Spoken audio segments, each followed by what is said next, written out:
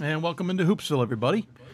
It is a Sunday evening, January 26th, and we certainly hope you are having a good weekend. It has been a busy one, to say the least. Lots to talk about in Division III, and we certainly hope you, or thank you for taking part of your Sunday evening, or if you're watching this on demand, part of your day, evening, morning, however it is, to join us here on the show and tune in. We certainly appreciate your support, to say the least. Lots to talk about in the Division III landscape, and we hope you'll enjoy the rest of the show. Got lots of people to talk to and details to sort out, as it were. We will get through a lot of this, a lot to talk about, to be honest, because we've had some, not some upsets necessarily as much as just, you get into the conference play at this point in time, and this is what happens. We start seeing things shaping up and shaking out. And so lots to cover. Let's quickly get to the guests that we'll have on tonight. From number 11 women's basketball team in the country, York Spartans of Pennsylvania. Coach Betsy Witman will join us, talk about her 17-0 team. Marian men's basketball coach Mark Boyle will be on the show. We'll talk about the fact that they have almost hit their win total from last year. They are 14-4 on the season. Talk about how the Sabres are playing this season and how they are in the race for the NABC conference out there in the Midwest. Also, Montclair State women's basketball coach Karin Harvey will join us, number 13 team in the country. Montclair State having another terrific season, building off of last year as well. We'll talk to her about this Montclair State squad and can they take the next step in the NCAA tournament. Babson men's basketball coach Stephen Brennan will be on the show. Here's another team that has turned it around in the last few years. They are in the battle for the NUMAC. They are 2 games behind WPI in a 3-way tie for second place with Springfield and MIT. We'll talk about the Beavers and how they are playing. And then Guilford men's basketball coach Tom Palombo, his team in the thick of it with Randolph-Macon, Virginia Wesleyan, and other schools to the top of the ODAC, just like you expected. Guilford kind of did what Virginia Wesleyan did a couple years ago, hit a slide right around Christmas, losing 3 games. But outside of that, they have not had many blemishes this season, playing very good basketball, maybe a little bit under the radar, the Quakers. We'll talk to Coach Palombo about how Guilford is doing. Also, a little treat, a little off of basketball, but an awesome YD3 moment. Members of the Washington College acapella group, WACapella, I'll get it right, put an awesome video together as an admissions tool for Washington College. There are 6 student athletes involved in that. We will talk to one of them, Ryan Miranda from Washington College. We'll show you the video as well. It's a really cool video. As a background myself personally in acapella music as well, and of course a passion for Division III, got to salute these guys on a terrific piece of video to try and entice people to come to their school. It is really cool if you have chance. So we'll see what happens there, and hopefully we'll learn more about how that all came together, plus plenty more. If you have questions for us or if you have questions for our guests, please feel free to tweet us at D3Hoopsville or hashtag Hoopsville. That is your Twitter abilities to chat with us. You can also go via email, hoopsville at d3hoops.com. That's hoopsville at d3hoops.com. You can also join us on Facebook at facebook.com/Hoopsville. So we are off and running this evening. Big news in Division III. I think probably would have come from these results. For example, in the CCIW. Well, geez, not just in the CCIW. CCIW, 2 teams lost, Augustana and Illinois Wesleyan. In women's basketball, you had a number of shakeouts, including on Friday, NYU defeating previously unbeaten Emory. That game, I think, was at Emory, if memory serves. Oak went down in top 25 action as well. So certainly a lot to talk about, and this is happens. Things start to shake out, as it were, just a little bit, and kind of throws everybody for a loop. And so we'll tackle a lot of these things. By the way, DePaul beat Worcester, number 2 team in the country, also lost in action. And DePaul, they have beaten Wittenberg easily. They beat Worcester. They lost to Ohio Wesleyan. The NCAC is turning into a who's who of beating on each other. Isn't all that surprising. I think it's just more that I guess I expected Worcester at least to hold serve, as it were. Of course, York and FDU Florham won on Saturday. We'll have both those, or FDU Florham won. They got a nice victory. York got a victory. We'll talk to Coach Witman coming up. They're 17-0, 9-0 in the CAC, of course. We'll talk to, so there's lots going on, to say the least. By the way, DePaul women's still cruising along. They beat Worcester 98-32. Thomas More, I think, has now scored 100 points. Or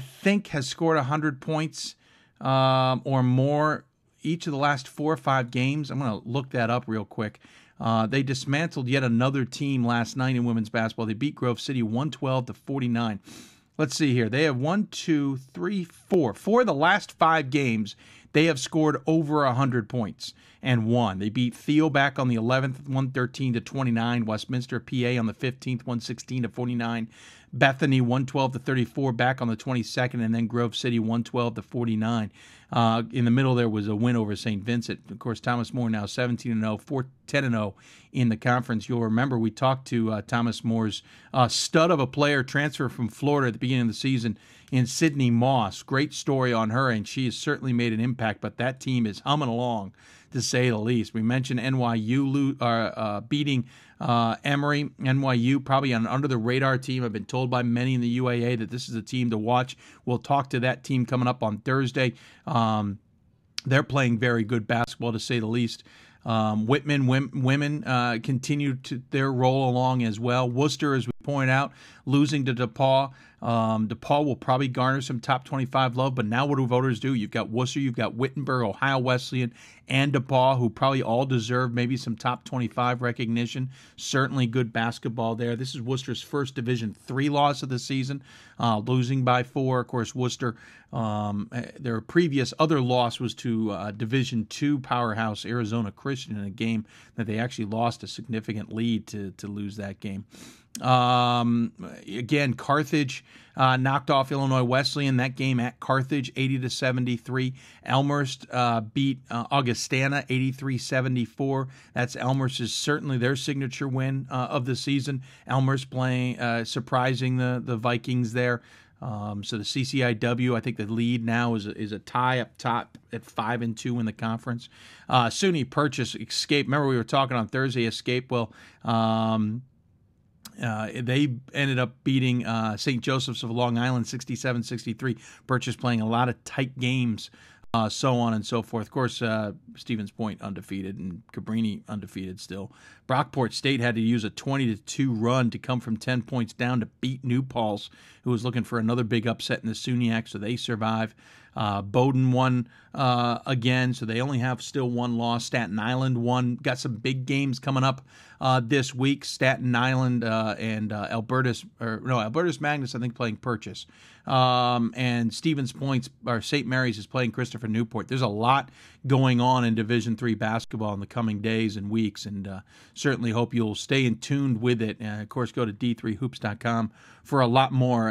This is that time of year when things really get interesting, and do the top teams that look the toughest actually end up living up to that. By the way, Messiah losing again yesterday. They were the subject of a buzzer beater. Their women's team, you remember, a week and a half ago was a result of a buzzer beater loss. This time the Hood men defeated Messiah men on a buzzer beater to win that one. So Messiah takes its second loss in 2 weeks, or in 10 days really. And so we'll see what happens to them. The Commonwealth Conference for the MAC has now got 3 teams really up there in the running. It's Messiah, Stevenson are tied for the lead with Hood a game back. Stevenson and Hood will play this Wednesday in what will be a thriller of a game. Coach Dickman at Hood is a terrific coach.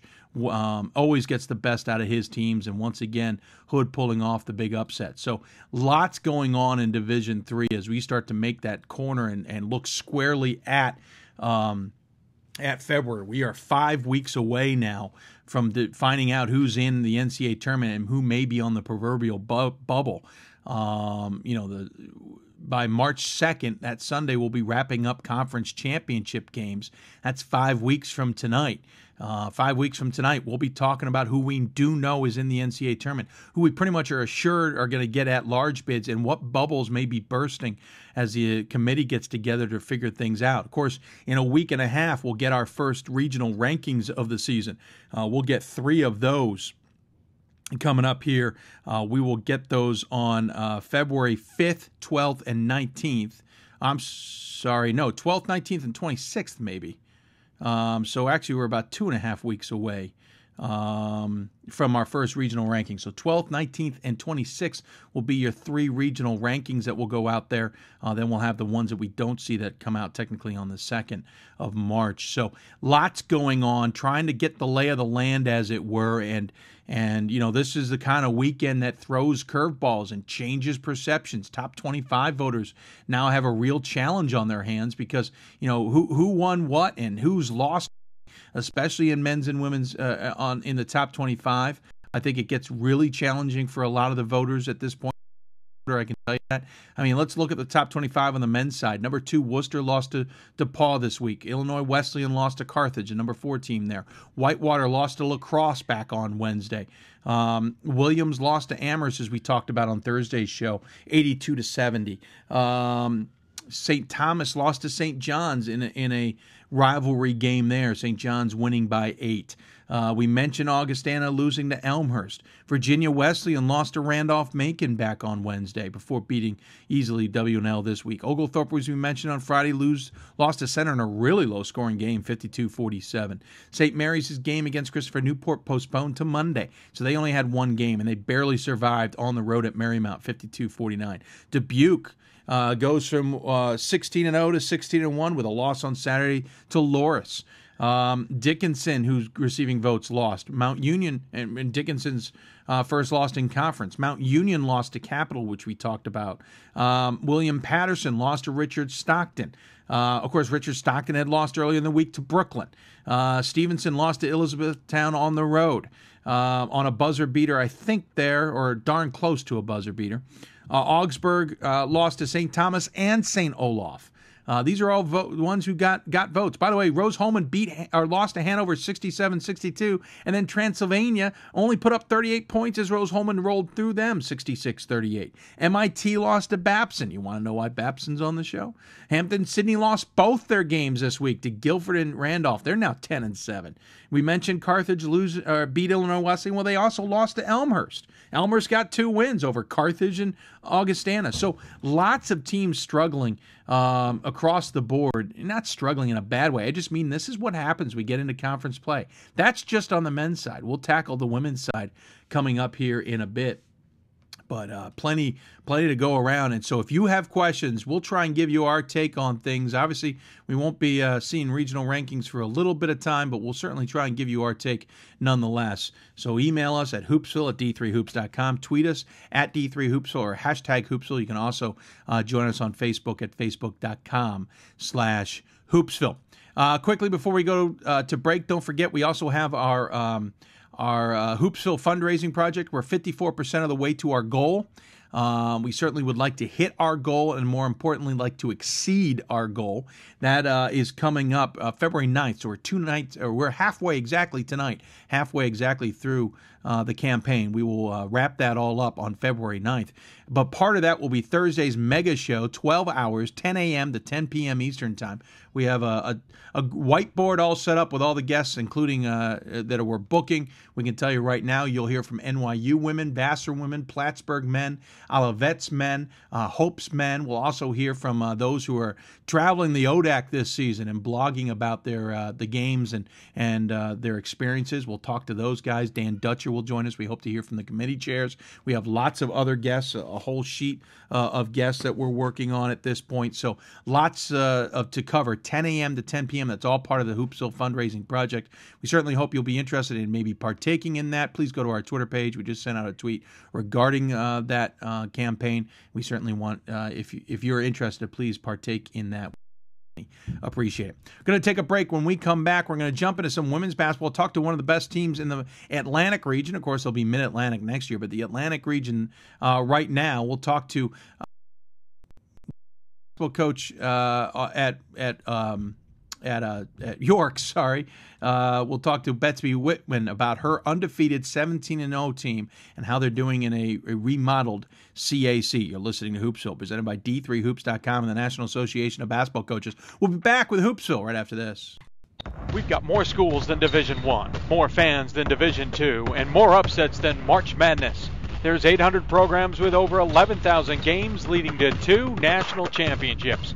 And we've been covering it all for over a decade. From Eastern to Occidental, from Puget Sound to Piedmont, from Southwestern to the University of New England, and from Hope to Calvin. Nobody covers Division III basketball like we do. We're at D3Hoops.com at www.d3hoops.com. Division III schools offer academic scholarships instead of athletic scholarships. This really puts the focus that the student athlete needs to maintain that GPA. I did receive a non-athletic scholarship upon entering school. I got the presidential scholarship, which was huge for me. I think there's more opportunities for academic scholarships in Division III. A lot of people pick schools just based on the sport and don't get that experience. Being a Division III athlete and developing my leadership skills has definitely put my name out there and helped me get more recognition on campus, but more recognition nationwide. I did win the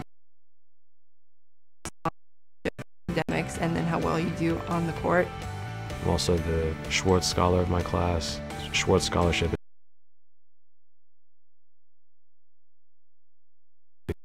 The other day, no matter how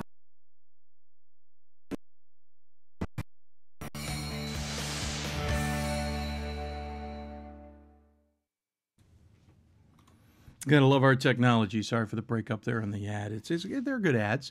That is part of the Hoopsville fundraising project, is to help upgrade our technology and such. We're in the middle of all of that, and of course, new computer has actually been ordered. We'll see if we get it here in time for the show on Thursday. That is certainly our goal, but nonetheless, future shows we will have a much faster and better computer to run this show, so we won't have as many problems technically as we do on. Again, if you want to interact with us or our guests, ask questions, use Twitter at D3Hoopsville or hashtag Hoopsville. Email us at hoopsville@d3hoops.com or join us on Facebook at facebook.com/Hoopsville. Those are all the ways you can interact with us. We certainly hope you will try and take advantage of those as well. Going to jump into some women's basketball and talk to one of the teams that certainly has been on top for most of the last few years in the Atlantic region. And joining us on the Hoopsville hotline from the 17-0 number 11 York Spartans, Pennsylvania, is Coach Betsy Witman. Coach, welcome to Hoopsville. Thanks so much. Thanks for having me. Absolutely. I appreciate you joining us. This is a team that, once again, is off on a roll here, 17-0 on the season. 9-0, I think, in conference action, if memory serves, and it's correct. Yeah. You know, this is a program in the last few years has won more than 20 games. You were 24-6 back in 2012, 20-7 last year. Of course, no one will forget the 09 season when you guys were 27-3. Seems like things are clicking along for you guys, and I dare ask, did you ever envision you would be undefeated at this point in the season? I don't know about that. We've just been trying to take it one game at a time, and it's been an incredible ride so far, and hopefully we can keep it going. But back at the beginning of the season, knowing how difficult our schedule looked, and how difficult our conference has become, I think 17-0. I don't know that I would have envisioned that. I think my team did. Any good team would envision themselves going undefeated all the way to a national title. Sure.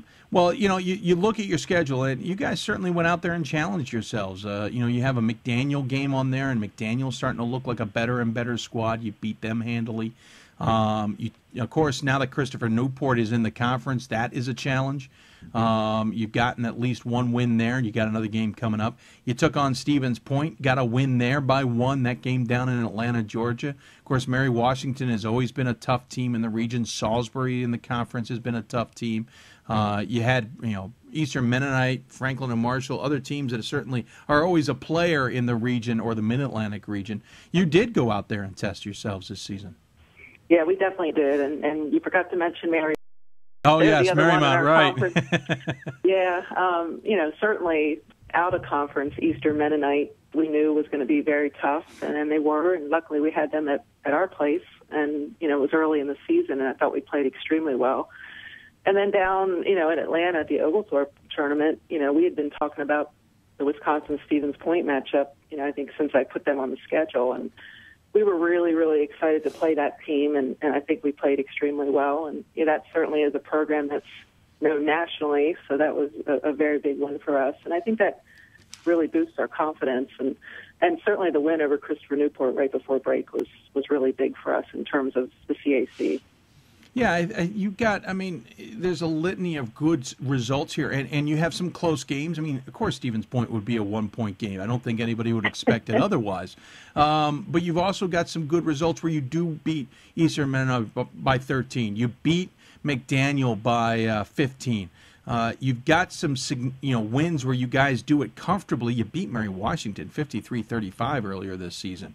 There's those games. Christopher Newport was a win by 12 as well. Your wins look like they're not comfortable per se, but they're not nip and tuck where they shouldn't be, and they are tight and battles where they ought to be. It seems like everything's working in your favor. Well, so far, and we have a lot of games to play. Yeah. Yes, but I think, some of these close games they've been tough to pull out, and, they've been almost miracles in some cases. Against Salisbury a couple weeks ago, we were down by 15 in the second half, and we ended up, coming back. This is just a team that believes, and, I have a group of seniors that have played together since freshman year, have started for me since freshman year, and they've been playing and have been in a lot of big games and have been on the other side of it as well. And, this team just refuses to lose. So it's been fun to coach them. This is a squad who's got certainly senior leadership, Kelsey Murphy, Aya Walfer, two of your seniors, Kristen Haley, another senior on the squad, along with Brittany Hicks. So you've got that nice core of 4 seniors. You have a number of juniors, sophomores, and freshmen as well. It seems like a pretty balanced squad, especially when you look at scoring. But before we get to the nuts and bolts of the stats, tell me about these 4 seniors and, what they've been through in the last few years. Obviously, they're used to winning, but maybe even hardened as well. Oh, absolutely. This group has really grown to be very close. And, we've had some players who've gotten more recognition than others, but, it's never been about that for any of those kids. And, Asia Walfer, I still think, is one of the best point guards in the country, and she just broke Kelly Ward's, you remember that name from a couple years ago. She just broke her all-time career assist record in yesterday's game and broke her steals record, career steals record as well a couple weeks ago. And, that's a big name that you're throwing out there. And for Asia to break that record, it was huge. And, Kelsey Murphy is now the all-time leading three-point shooter, has the most threes in school history, and Kristen Haley is now leading for career blocks, and she's a 1,000-point scorer. And then there's Brittany Hicks, who was an All-American last year as a junior, and is a 1,000-point scorer from last year as well, and is, averages a double-double, and it's just been tremendous for us. But it's a really special group. They're very competitive on and off the floor, and they're tremendous leaders for us this year. I couldn't ask for anything more. Well, you're led by the forwards pretty much. Hicks and Haley leading the team in scoring. Hicks at 15.1 points a game. Haley at 13.5 points a game. Of course, Hicks hauling also down 10.5 rebounds a game, so averaging a double-double, which is always impressive. And then Haley 6 rebounds a game, and of course 1.3 blocks a game, and that's nothing to shake a stick at. Murphy then at the guard is 9 points a game, 7.5 from Jeff Selby, the junior. You get the Walfer, the senior, there 6 points a game, but as you point out, handing out 6.5 assists a game, which certainly as a coach you got to be thrilled with. So you got a wide variety of scoring threats. You got a wide variety of defensive threats. You guys seem very balanced. Yeah, and Asia and Kristen and Brittany Hicks have been very solid throughout their careers. And Kelsey Murphy, I think, has been a huge difference this year. Her play has been just outstanding, her play and her leadership. But she has been very steady. She had 20 points the other night for us. And, she's been a very consistent player for us. And as I always call her, the glue of the team, kind of keeps everybody together. And the other key has been Jeff Selby coming back. She was out last year, tore her ACL in the second game of the season, and she's our other perimeter threat. having her back this year on the other wing, has been really great for us. And then you've got a solid bench. We have 6 freshmen and, who provide really good competition in practice. We have one of them who's coming off the bench for us, who's 6'1" with perimeter skills and can guard perimeter players. And so Sam Ruse, has done a great job off the bench. And we ended up getting 2 transfers, one from Juniata and one from Gwinnett Mercy that, have been playing a lot of minutes for us as well. And then you have Kaylee Knight, who has, started for us last year and just goes in and does her job and rebounds and plays great defense. And it's, definitely the depth is there this year, that wasn't there last year. And I think that's a huge difference. Almost this entire squad came back from last year's 20-7 team that just missed out on the NCAA tournament. How much has that been a driving force this season?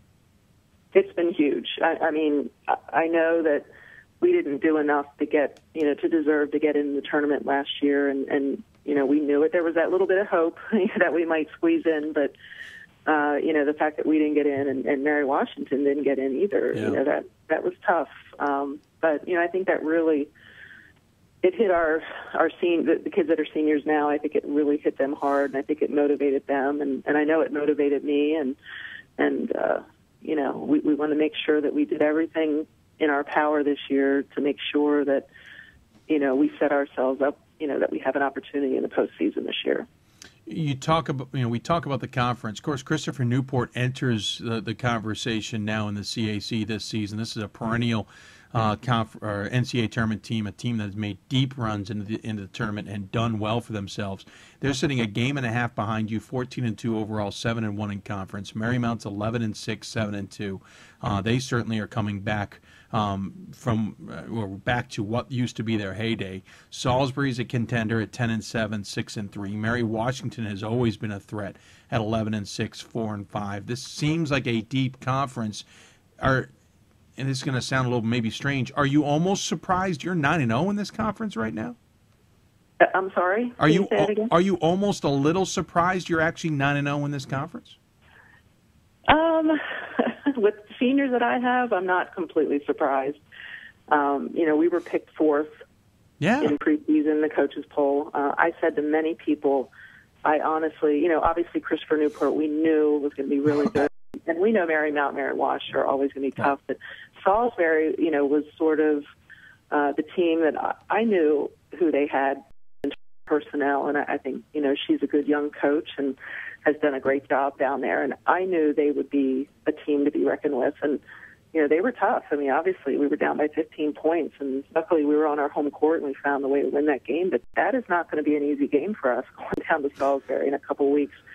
Norwell playing Christopher Newport next Saturday or playing Marymount. But, I like the fact that we were picked 4th because, I kind of wanted to fly under the radar a little bit and just sort of sit back and see what everybody else does. And we just quietly have gone about our business. And it's neat. And now we're starting to get a little bit of attention. I think we're one of the few teams that, was not nationally ranked at the beginning of the season. It took us a while to even break into the polls. And then as we start to beat teams like Eastern Mennonite and Christopher Newport and then Wisconsin Stevens Point, I think people started to take notice. But, that kind of stuff the national rankings really doesn't matter to me. What will matter to me is, once the regional rankings come out and how we do in our conference tournament, that's really what's important to me. And our goal is always to win a conference championship and doing it in a year where there's so many great teams. There's 5 teams in the CAC, and any of us could win it this year. That's what's exciting about it.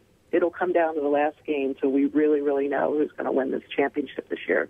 I know you say you don't focus on the rankings. Of course, number 11, the D3Hoops.com poll going into tomorrow's new poll. How much does that cause a buzz on campus, though? How much does the athletic department buzz just a little bit extra with that? How much does Scott Geis now have to work a little extra because you guys are number 11?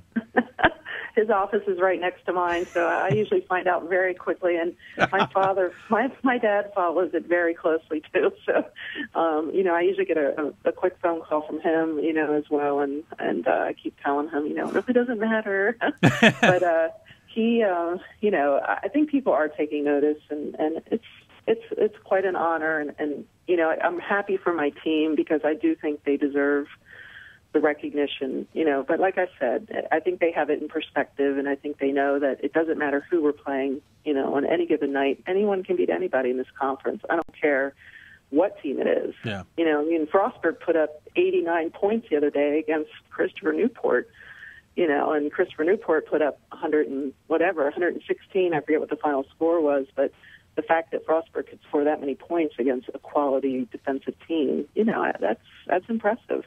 So you cannot take it easy on anybody, in this conference, and especially in the top teams in the top 5. You have to bring your A game. And what we've been finding is everybody's bringing their A game to play us.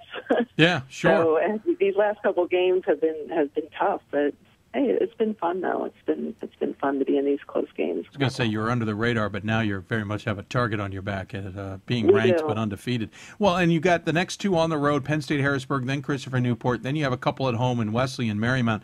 Then you got a tough stretch on the road: St. Mary's, Salisbury, and Frostburg, and then back home to finish things off against Southern Virginia. I wouldn't, obviously you've gotten some of the tough ones in Mary Washington behind you, but you got some challenges still ahead. How do you keep the team focused? Oh, absolutely. I mean, it's not just one game at a time; it's one day at a time, and it's interesting.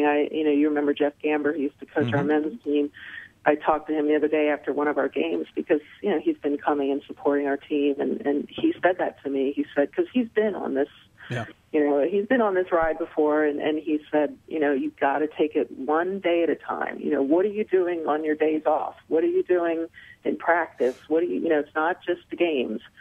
And I said, you know what? You're so right. It is so important, that even on our days off, that we're taking care of ourselves, and we're getting to class and we're studying and we're sleeping right and eating right, and everything goes into it. So it's important that our kids stay healthy, and it's important that our staff stays focused, and so there's a lot that goes into it. And he's a pretty wise coach, ex-coach. Yes. So I listen to what he says, and so that's neat. Well, it'll be interesting to see if you guys move into the top 10 with some losses out ahead of you guys, but nonetheless, I'm really more interested to see how you guys finish off the season. 17-0 and 9-0 in conference play right now is certainly nothing to shake a stick at, and congratulations on what has been a terrific season this point as we get into the last third of the season. As always, we give the coach the final word, though, here on the show. Any final thoughts you'd like to share with those tuning in? Well, I just appreciate all the support that we've gotten this year, and if you're fans of our program, keep following us, and hopefully we can keep giving you some good results, and we just appreciate you having us on the show today. Absolutely. Thanks for being a part of the show. I appreciate it. Good luck the rest of the way, and I'll traipse the 30 minutes up to your place sometime soon to catch a game. That sounds good. Thanks. All right. Take care. All right. Bye-bye. Bye. Betsy Witman joining us here on Hoopsville. Again, the York Spartans out of Pennsylvania, 17-0 in the season, 9-0 in conference action, number 11 in the D3Hoops.com top 25. This is a team that certainly knows how to win. Of course, on the women's side, out ahead of them, some teams did lose. It will be interesting to see how people react and where they put York coming up. But there were teams in the top 25 who did lose this, in the top 10 who did lose this week. We'll see how it all shapes up, but congratulations to the Spartans at this point in the season. That CAC battle, by the way, not only interesting on the men's side, but certainly interesting on the women's side. Remember, the Atlantic region is where CAC is sitting. Next year, they will move into the Mid-Atlantic region. That could change things as well. We're going to take a break. When we come back, we're going to jump out to the Midwest and talk Marian men's basketball with another team that has turned things around this season, to be sure, and they are in a conference battle. We'll talk to their head coach, Mark Boyle, coming up here on Hoopsville. You're listening to Hoopsville, presented by D3Hoops.com and the National Association of Basketball Coaches. We'll be back with Marian basketball right after this. We've got more schools than Division I, more fans than Division II, and more upsets than March Madness.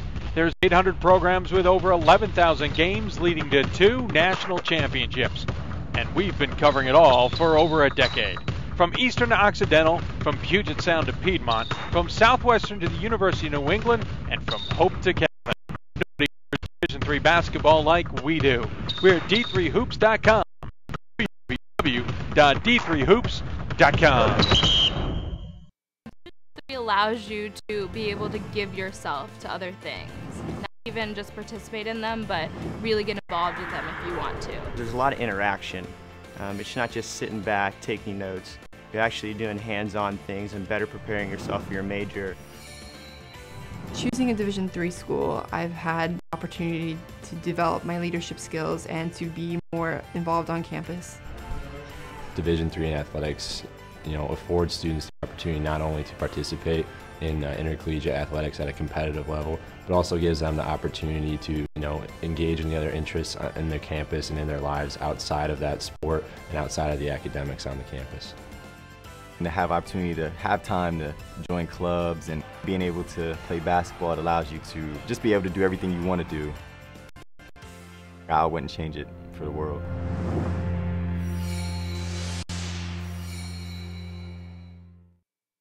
And welcome back to Hoopsville, everybody.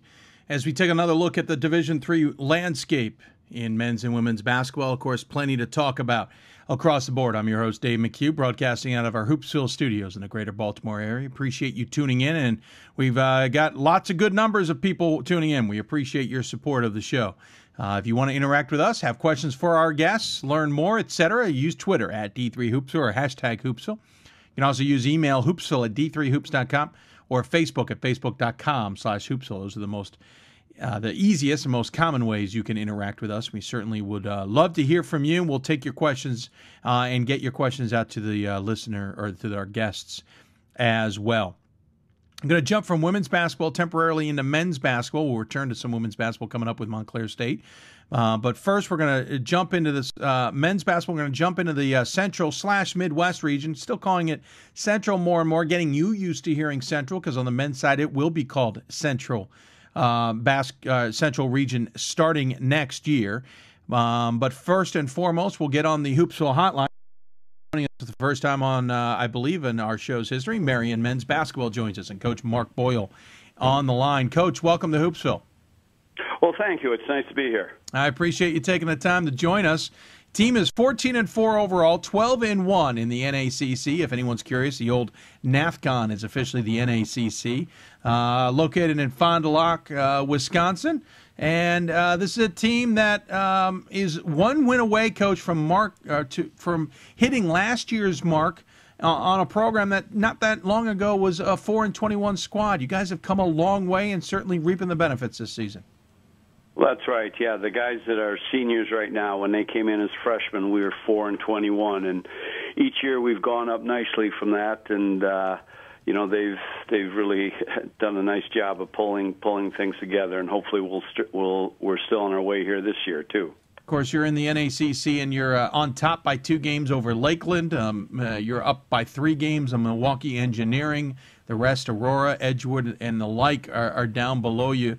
You guys are 14-4 along with Lakeland and Milwaukee Engineering. Honestly, when you looked at the season and you knew the team you had coming back, did you think you'd be battling for the top of the conference right now? Well, honest, Dave, I was not planning, but I kind of with the team last year in the spring when we set our goals and everything, we thought that we would want to be, when it came to the end of February, we would want to be in the top 2 or 3. I mean, we felt that we had that potential if we could do, everything that we really needed to do. Things went our way. I was going to say, is everything going the way it should be going? Well, I'm not upset with it. I'll tell you that at this point. It's really nice because we've, fortunate gotten off to a real good start. But we have, I have to tell them every practice we have so many games left. Though there's nothing, we're only as good as our last game. Certainly. So. Of course, you've been in with this program for a little while. This is a program you've been there with. This is your 26th season, so you've seen the ups and the downs. You've seen the good years and the tough years. And I know it wasn't that easy a few years back when you guys were 4-21. Is it hard to kind of see through those seasons and enjoy the fact that 14-4 is where you are and where you hope to be? Oh yeah, it's even when we had that 4-21, I mean that was in terms of competitiveness, that's a pretty ugly feeling. But when you coach and I was I've always been fortunate enough through the 26 years to have quality athletes, that are good people too, and so that makes it survivable. If it weren't for that, going 4-21 would just be brutal. But and now it's to the point where it's a combination. You have the fine student athletes and the record to kind of show for it. Well, the 4-21 turned into 10-16 the next year, 15-11 last year, 14-4 this year. But what's more significant about your 14-4, Coach, you guys start off 1-3. You beat Martin Luther to start the season, then lost 3 straight to Ripon, Luther, and Eau Claire. And now you've won a whole host of games. You won 6 in a row before losing to Aurora in a high-scoring shootout. And then you won 7 in a row to this point where you're taking on Wisconsin Lutheran coming up in a couple of days. I mean, you've won 13 of your last 14. By every definition, your team's on a roll right now. Yeah, that's a nice feeling. We started off the season we had our point guard from last year was injured, and the player who replaced him was out all last year as well. So we were kind of green at the point guard position, and the one who stepped in to take his spot, the player from last year, did a real nice job, but it took him a little while to get going, and now we have the other one back, and the original point guard is hurt, but we just to put things together, sometimes good things take a little time. It obviously doesn't always come easy, that's for sure. Well, you got 5 seniors on this squad, and pretty much 3 of them are the heads and tails of the leaders, as it were. Of course, 4 of the 5 are in your top in scoring. Sam Kozlowski, 15.1 points a game, 3.5 rebounds a game, handing out 2.5 assists a game. You've got Cody Valecki, 13.3 points a game. He's bringing in nearly 5 rebounds a game and also handing out about 2 assists a game. Jeff Harris, the senior, 10 points a game, 3 rebounds a game. He's handing out assists. He's getting steals as well. Of course, you've got the sophomore in Drew Benversi, 9.7 points a game. Back to the senior and Ellen Solvik, 8.7 points a game. You're getting a lot of contributions, including from the younger guys. You mentioned Benversi, but also Alex Stecker's got 8 points a game as well. You're a deep team. You're senior laden as well. Yeah, that's exactly right. And just to kind of clarify it, Elon Solvik, he was the one, the point guard who is now injured, who started off. He hasn't played for the last about 6, 7, 8 games, and Alex Stecker is the one who from last year who is back at that spot now. And you look at the stat sheet, it's almost pick your poison, because Stecker might be out, or Solvik might be out, but Stecker's in, and the point total's the same, the assist numbers look the same. You're getting the same contribution from a different guy. Oh, that's right. We're very fortunate to have two point guards like that just step up, and Alex did it last year as well as a freshman for us, and Elon, like I said, had been pretty much injured for the last couple of years, and when he had to take over at the start of the season, it was nothing but real nice to see him do that, and because he, like I say, he was coming off having very little experience due to injuries before that, but he really did a nice job in that spot. Talking to Coach Mark Boyle from Marian, team is 14-4 overall, on top of the NACC by 2 games. Coach, we talk about the 5 seniors, and they're leading the way, and certainly they've been part of this unit that's come from the doldrums, as it were. They were the freshmen on that 4-21 squad. How important is it to have this kind of this kind of season with these seniors, with all the underclassmen, to experience what they went through to keep you guys up, on top, for lack of a better description? Oh, I think they've just been great, both Cody, Jeff, and Sam. They're really they've been great role models with our guys. They've developed over the course of the last couple of years a real competitive maturity, and they're kind of sharing that. They're showing that to the other young guys that we have, and I can't say enough about these guys that are the seniors, of where they went through some tough times, as you pointed out, being 4-21, to this point now, and they've just showing a lot of leadership both on and off the floor, and just their approach to the whole game. We mentioned you got a 2-game lead in the NACC at 12-1 in conference, 14-4 overall.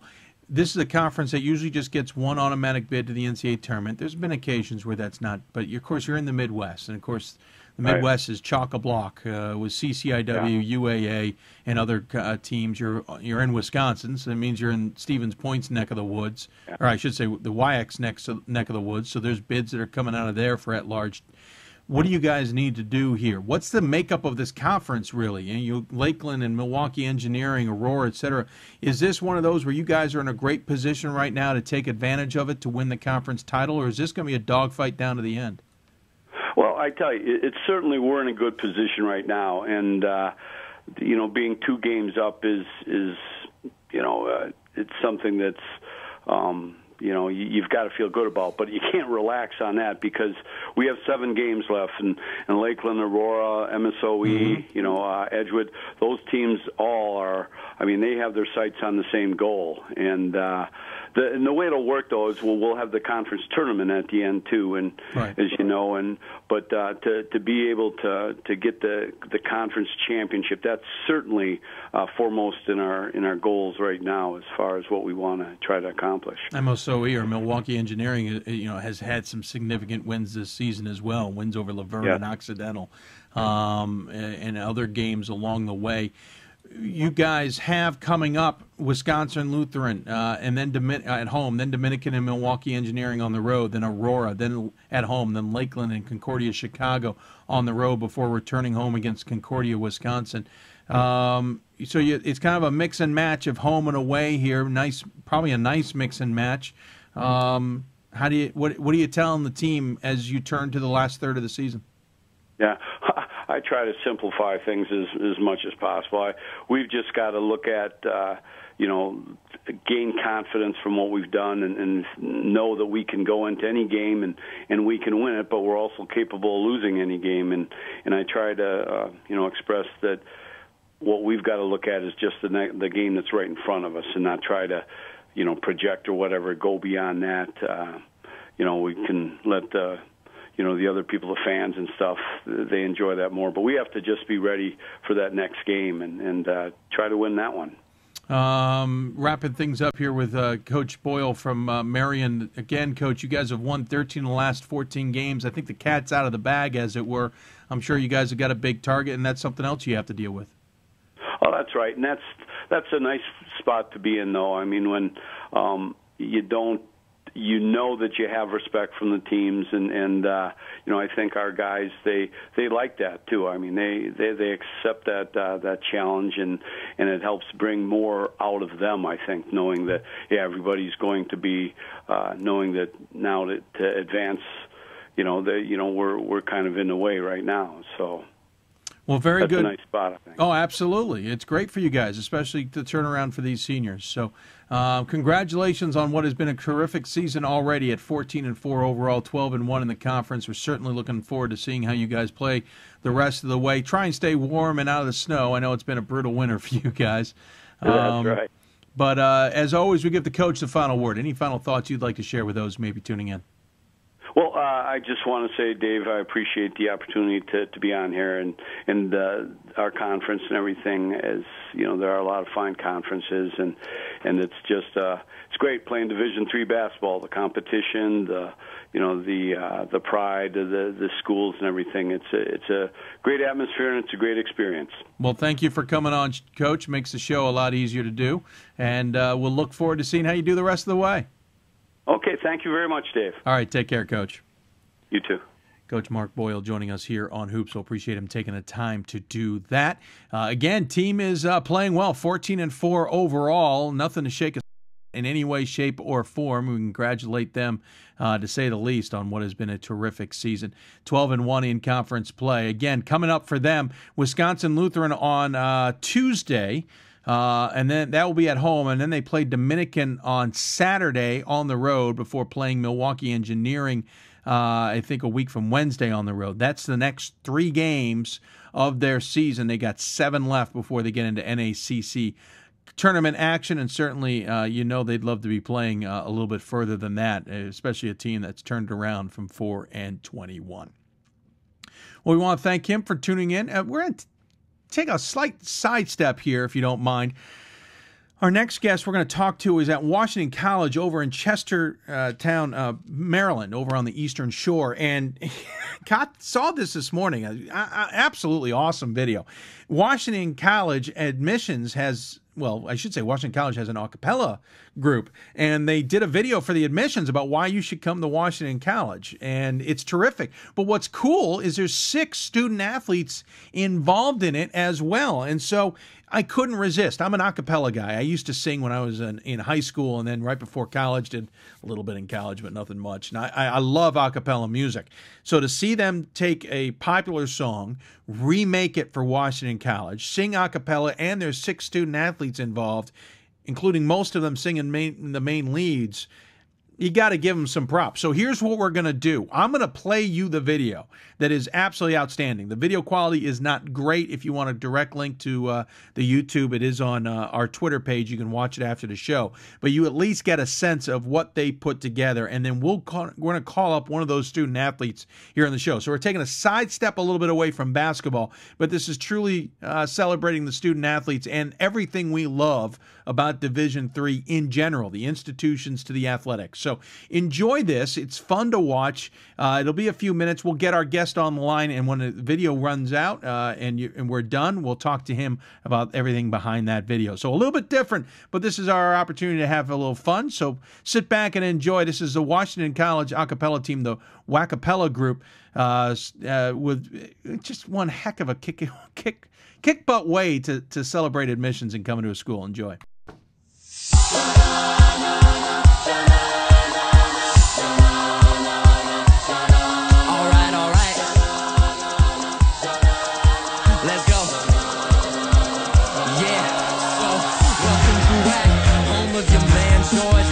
In Maryland, on that old Eastern Shore, we got a beautiful campus, killer classes and sports. Yeah, this is Washington College, son.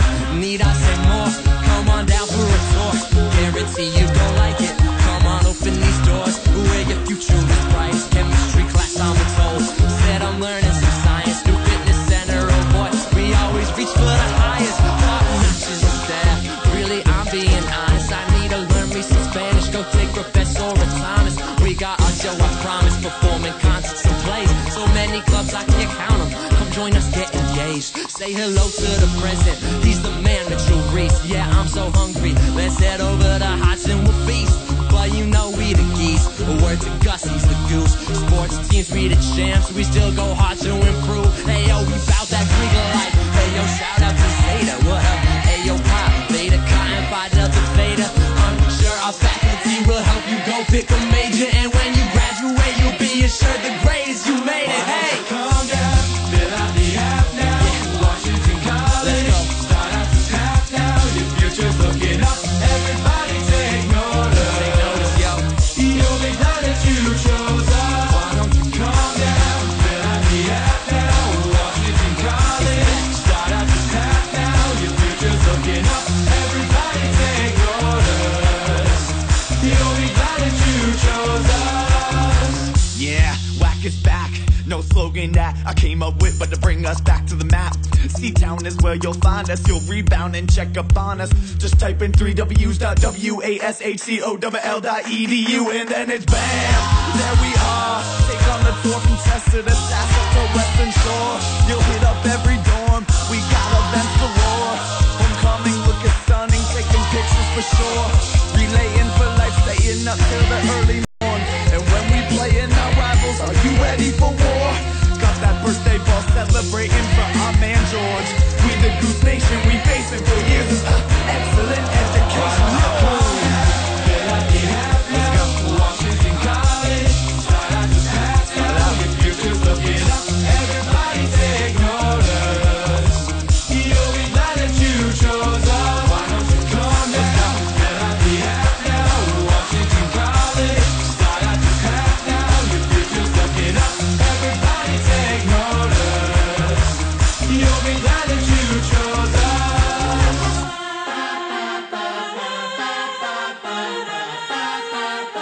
And so we put our wings up. And so we we put our wings up.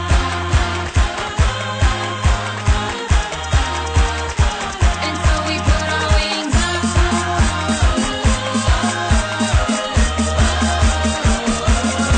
It's wet. No, no, no, no, no, no, no, no. Hey, how much shall we say? No, no, no, no, no, no, no, no. Hey, how much shall we say? No, no, no, no, no, no, no, no.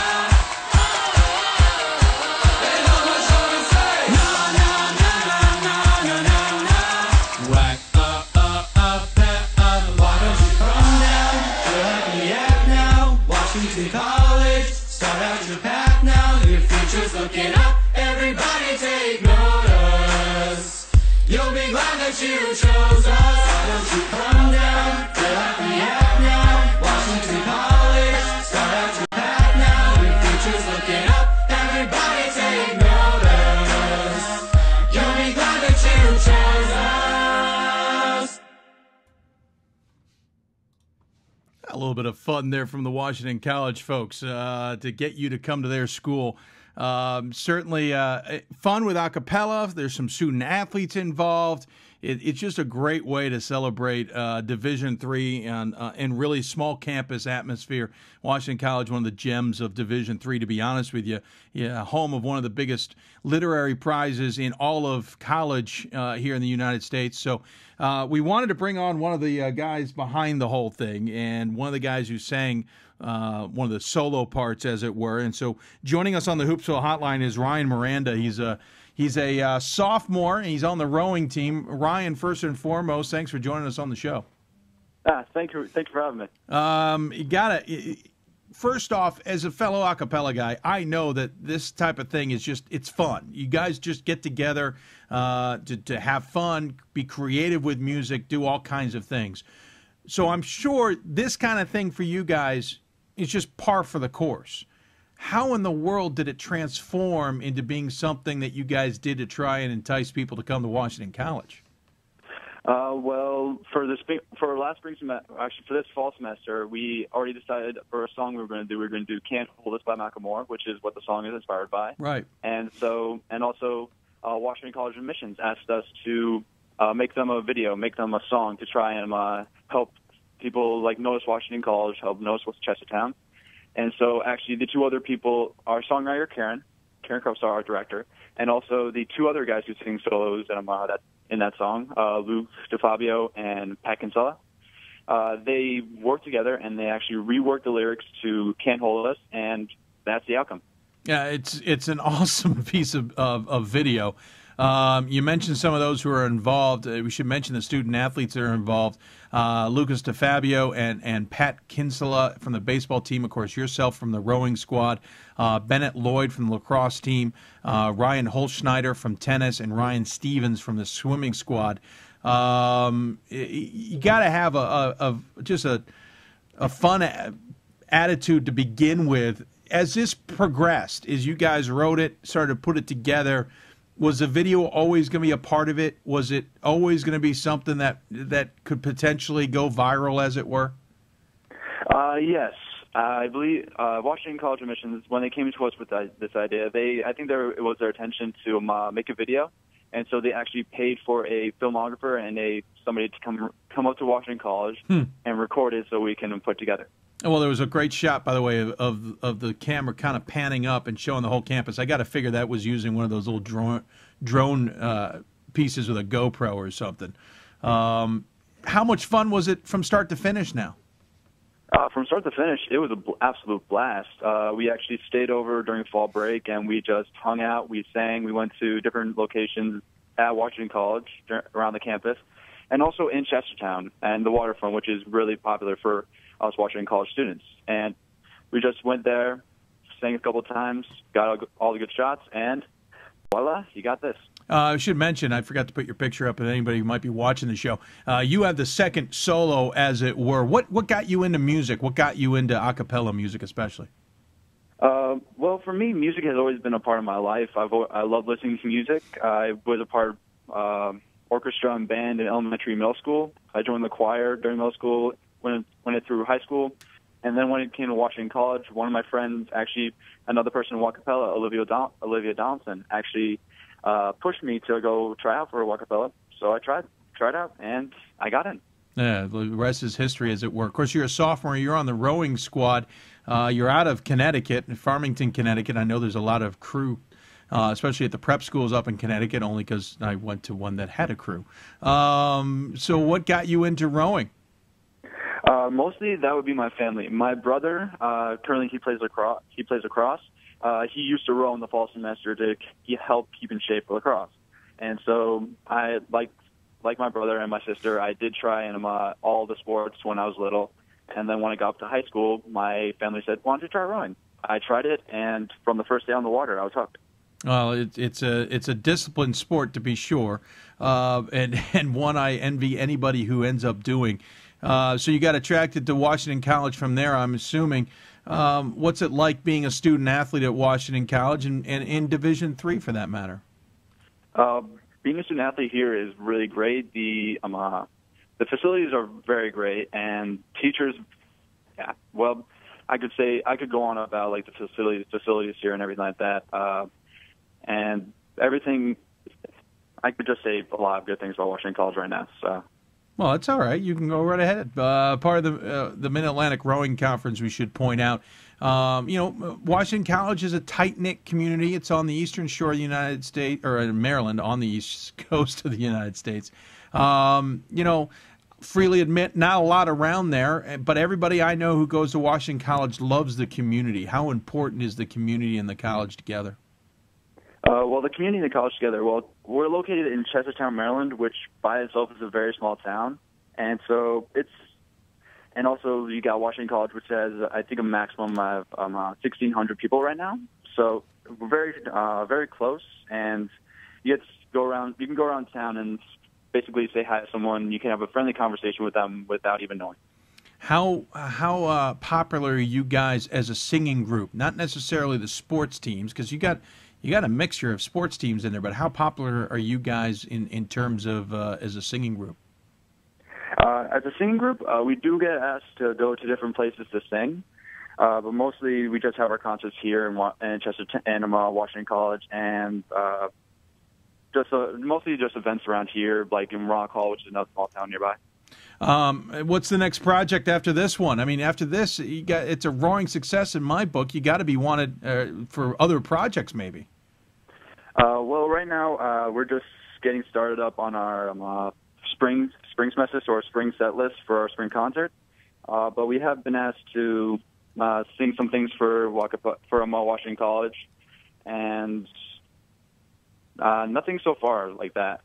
Well, we'll look forward to seeing if something else comes around that is just beyond beyond just this one project for admissions, which I think is a terrific success. It's certainly gone viral. It's fun to watch. You guys do a great job with it. I want to thank you for coming on and talking a little bit about it. I assume as a student athlete you are a busy person. To add in the acapella on top of that certainly makes you busier. I forgot to ask, what is your major? My major currently is anthropology with a minor in history. Okay, so you're really, really busy. Yeah. Is there any time for anything else? Well, actually, there is a little time. Like, on the weekends, after I get all my work done, I do hang out with my friends. And other than that, when I'm at practice, I hang out with my friends anyway, so... Well, there you go. Well, congratulations. It is a great video. Good luck with the rowing season. I always see the Washington College boats driving by me every once in a while. It's kind of fun to see. I always give the guests the final word, so I'll give you the chance. Any final thoughts or anything you want to say to those who may be tuning in? Sure.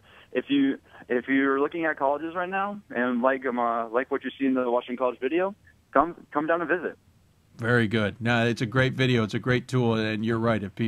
It's a heck of a way to sell a school. Now, if you guys want, I've been looking for a musical open to the show. So, if you really want a project, I'll challenge you there. Hey, well, thanks so much for joining me. I appreciate it. Good luck with your school. Good luck with rowing. Good luck with the acapella group. And we'll look forward to seeing if we see any of your other projects down the road as well. All right. Thank you for having me. Take care. All right, you too. Ryan Miranda joining us from Washington College. The WACapella group, he's a rower, as we pointed out. I want to thank Phil Tickner at Washington College for pulling that together at the last minute for me as well. Great piece of video. Again, go to our Twitter page if you want to see it, maybe in better quality than we were able to show you here tonight. It is definitely fun. It is well shot, film-wise, too. They definitely brought in a pro group there to take care of that, and it is just well written. I enjoyed it thoroughly. But thank you, Ryan, for coming on the show. A little bit sidestep there from basketball, but it's still celebrating Division III, celebrating the student athletes of Division III as well, who are busier than just playing sports and busier than just being in the classroom. If you think Ryan and the other 5 who are involved with that acapella group are a rarity in Division III, you'd be tremendously misinformed, because student athletes don't tend to be just involved in their sport or in the classroom.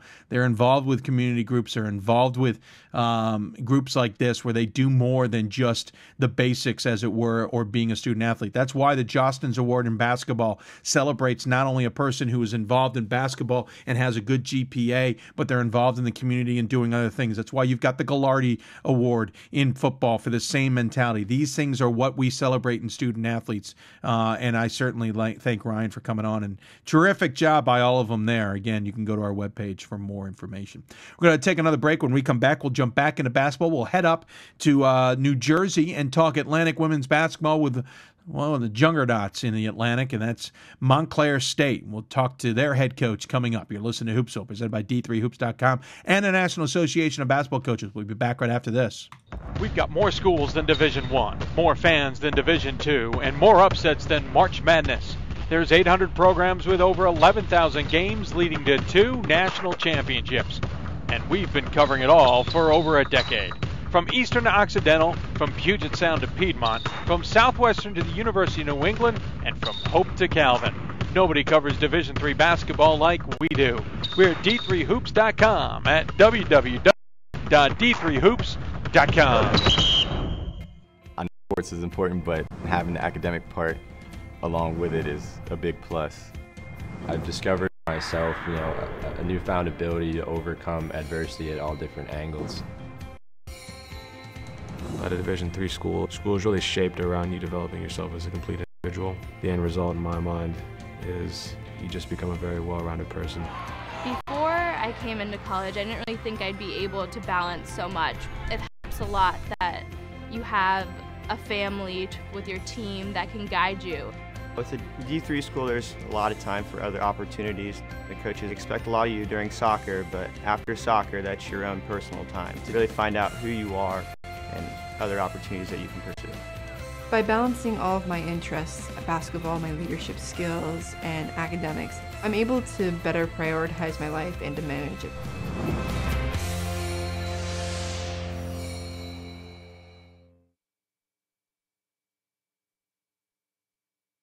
And welcome back to Hoopsville, everybody, on a Sunday evening. Going to get back into some basketball here. If you have any questions for us, join us on Twitter at D3Hoopsville or hashtag Hoopsville. You can also join us on Facebook at facebook.com/Hoopsville.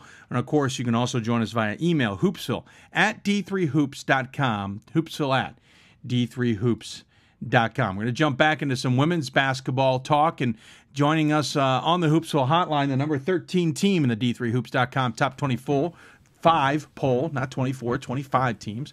Montclair State, 16-2, and Coach Karin Harvey joins us here on the show. Coach, welcome to Hoopsville.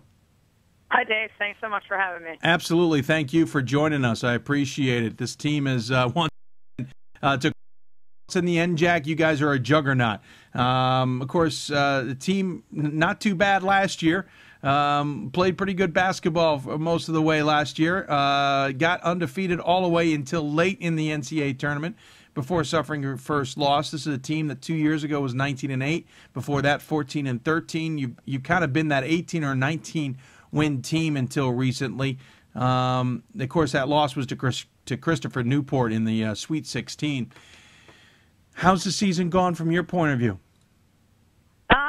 It's going well. It's very different. It's like you said, we came off a tremendous year, 29-1, and we lost some pieces to that team, as you always do, and every year is different. And it's entirely different coming in with people know exactly who you are, and you kind of have a target on your back. So it's been a little different adjusting to that. You know, we're learning. We're trying to learn to embrace that, but we're definitely getting everybody's A game. So I was going to say, A game would be an understatement. Target was probably more appropriate. You can't fly under the radar after what you guys did last season. But you also didn't shy away. You played Scranton, William, obviously in conference, William Patterson, Ramapo, the rest. But you played Marymount. Moravian is a good squad. Salisbury this year, you played them in Puerto Rico.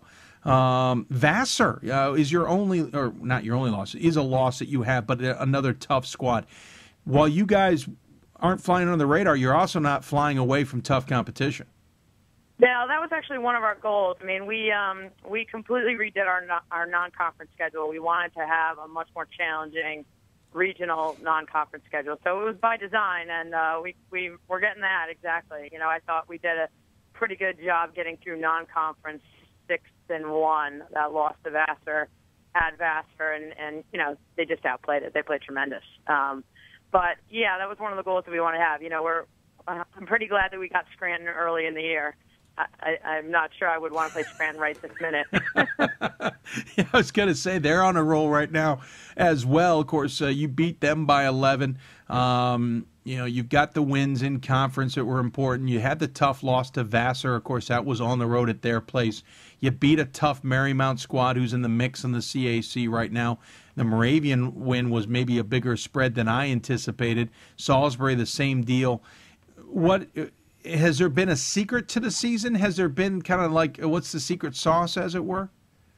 No, I don't think so. I just think that we're slowly figuring it out. I think we're beginning to play better and better. Like I said, I think, you know, last year we won every game by 30 or, you know, most games by 30 points or so. So I think managing expectations for this year has been the biggest challenge. You know, I think our players, if they don't win by 30, they feel like they're failing, you know? So I think learning that every year is different, and, you know, we don't have to win every game by 30, and our season isn't over if we lose a game. You know, I think we lost up at Vassar. Like I said, they played really well, and everyone was like, what happened? What happened? Well, we got beat. You know, that's what happened. Yeah. So, you know, I think... I think we're getting better with that. We're learning to embrace the target on our back, and we're welcoming the challenge. And I honestly think, Dave, we're going to be better off. You know, we needed to be tested, and we're getting tested game in and game out. You know, we were down 20 at Rutgers Newark and came back, you know, fortunate to win that game on the road. You know, so I think that we're going to be much more tested. You know, by the time we got a lot more tests coming our way, certainly. So sure. I mean, TCNJ sitting 2 games behind you guys in the standings in the conference right now. You've got one more game against them. That'll be the season finale. Kane, who you just lost to, is a couple games back from there. You're 3 games back. You've got to repeat the second to last game of the season with them. Ramapo and William Patterson are lurking as well. Of course, you've got William Patterson up next on Wednesday, and then you've got Ramapo coming up in a few weeks. It certainly isn't going to be easy by any stretch of the imagination. There's a big target on your back. But how much did you guys learn from the Kane loss back on the 18th? I think we learned a lot from that. You know, I think that like I said, I think that we are beginning to embrace the fact that, you know, we need to do more than just show up. You know, we need to be ready to go every game. We're going to get everybody's best effort, and it's going to make us better. So I think instead of having that feel like pressure, we need to embrace that and be excited about that and understand that that's going to make us a better team in the long run. You got 3 seniors on this squad, a number of freshmen, certainly a whole handful of juniors as well. And, of course, the seniors are certainly going to be the one everyone looks to, but it's a junior right now leading the way with Melissa Tobey at 17.7 points a game, 7.5+ rebounds a game. One of the top assists, is the top assist player on the team. Janitza? How do you say? Janitza, yep. Janitza Aquino, 15.4 points a game. She's not one of the seniors either. You get to Henry, 13.6 points a game. She's one of those seniors. So you've got seniors, but they're not necessarily the biggest weapons on the squad. Yeah, our upperclassmen are, doing a great job. We have 6 upperclassmen, and 3 of them are starting. 4 of them are starting. 4 of them are starting, and I don't. Depends which roster you put out there, Coach. Right, exactly. And our other 2 seniors are doing a really great job off the bench and in practice, and we've got really strong leadership, and we're working to become a more balanced team. I think we were a little more balanced last year, we're fortunate to have 3 players scoring in double digits, but we have, our point guard, Jenny Malone, is back this year from a microfracture surgery. So, it's nice to have her back, and it allows us to, move Janitza to the 2, which is the spot she's a little more comfortable with. So, we're still working to get more people involved. We've got, we've got some freshmen getting some good minutes and really starting to come along. And, I just think, in some ways, I'm sure people were anxious to get to the conference tournament. In other ways, I'm pretty excited to have 7 more games in season so that we can continue to improve, because I think if we keep working hard and we keep doing what we're doing, we're definitely going to continue to get better throughout these 7 games. Quickly, just your point of view on the conference. We mentioned where you sit on top with TCNJ, Kane, Ramapo, and William Patterson behind, and of course, you've still got Richard Stockton, Rutgers, Newark, New Jersey City, Rome, and Rutgers Camden. Should mention all the teams. How do you see this conference in the next 7 games kind of shaping up for yourselves? Is this one of those where you're in the perfect position right now and take care of business, or is there still a threat from TCNJ or the rest? Well, I think we got a little help this past week. William Patterson and TCNJ both lost their last game, which we only had a 1-game lead until Saturday, which gave us a 2-game lead. But everybody's beating everybody. It's very balanced, and and we're certain. Like I said, we just lost to Kane. They're playing some very, very good basketball right now. I think they've won 3 or 4 straight conference games, and they just beat us. I think that every conference game is going to be a battle. Wednesday we go to William Patterson. Not an easy place to play. They're a very well-coached team, lots of talent. They have an All-American on that roster, and so, we're going to be ready to go. I don't think that, I think it's going to be very tough. I think we're happy to have a little bit of cushion, but we know that we need to be ready to go every time we step on the court, and we're going to get everybody's best shot, so. Talking to Coach Karin Harvey of the NJAC leading and number 13 team in the country, according to D3Hoops.com, Montclair State Redhawks. Of course, Coach, again, this team goes deep in the NCAA tournament, Sweet 16 before you run into Christopher Newport. How much did last year's experience of going that far in the tournament, but more importantly, a tough loss like that, how much has that resonated with the team this year? I think, I think that it's motivated them in the fact that we've never been to the NCAA tournament. That last year was our first year, my first year. So I think now you understand what it's all about. Now you understand what all the hype is about, why everyone wants to get back there. Like, once you get to go to that, you really get, why you work so hard to try to get back. So I think that's motivating. And at the same time, you have to keep them focused on the regular season. It's like they're so anxious to try to fight there. They're so anxious to get to the conference tournament. Like, we have to keep them focused on the day-to-day. So in some ways, it's been really good because it's given them big goals, and they're working really hard. But in the other respect, we have to keep that. You have to win this game today. Yeah. You're not playing in the NCAA tournament right now. You need to win this game. Go ahead. No, I was just going to say, and I think, that was losing to Christopher Newport. I think that's one of the reasons that we upped our non-conference schedule, because, I don't think it was quite, it set up a little bit better for us this year so that we can play teams. That you just had York on. I mean, they're playing tremendous. We've already played Marian.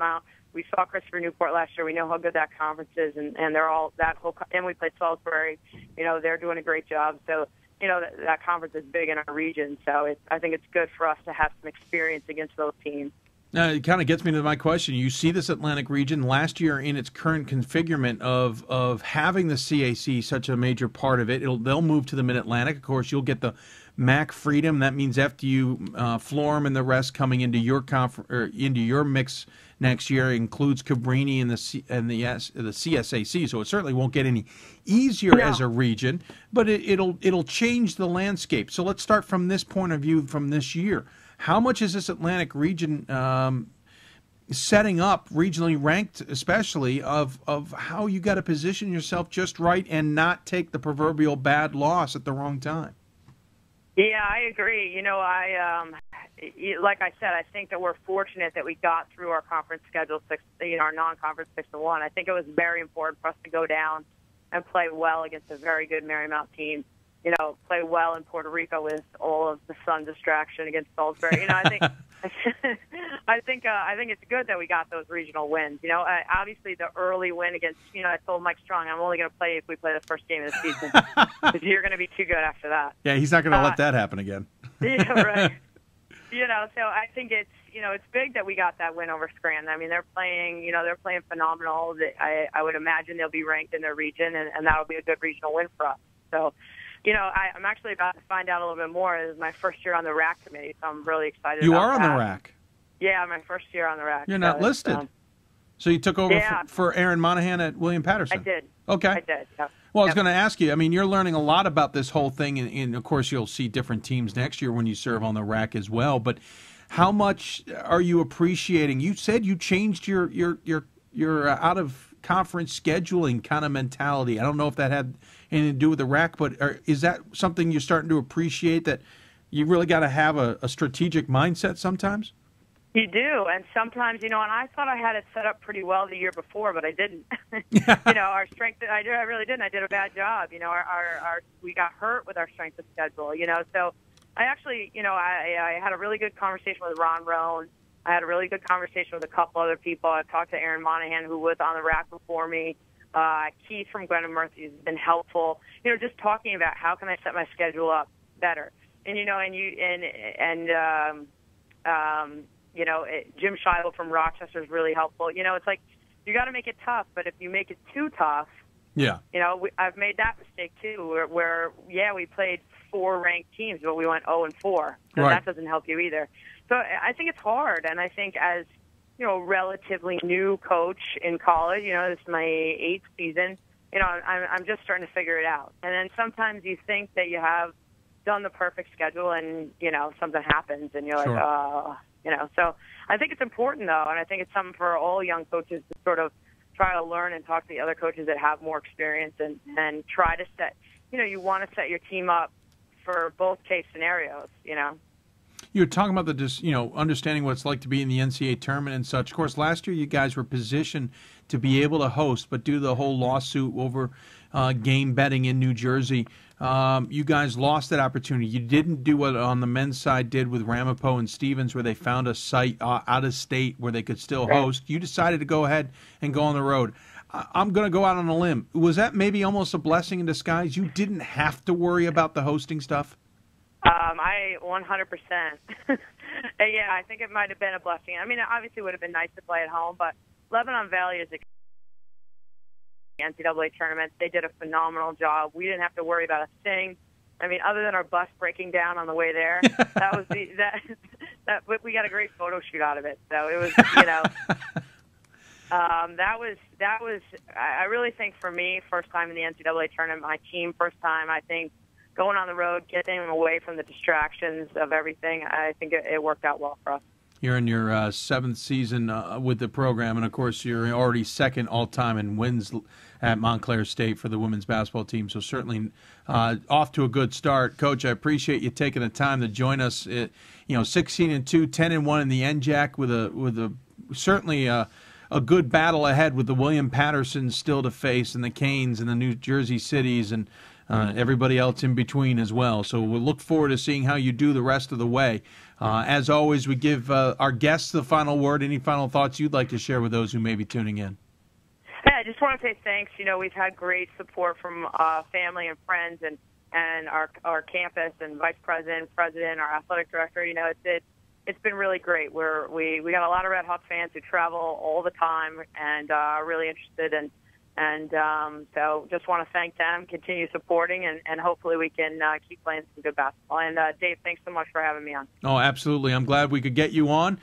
Good luck the rest of the way. We'll keep an eye on the Red Hawks, and certainly look forward to seeing what you guys do as the season progresses, and hopefully be talking more about the Red Hawks come March. Sounds good. Thanks, Dave. All right, take care.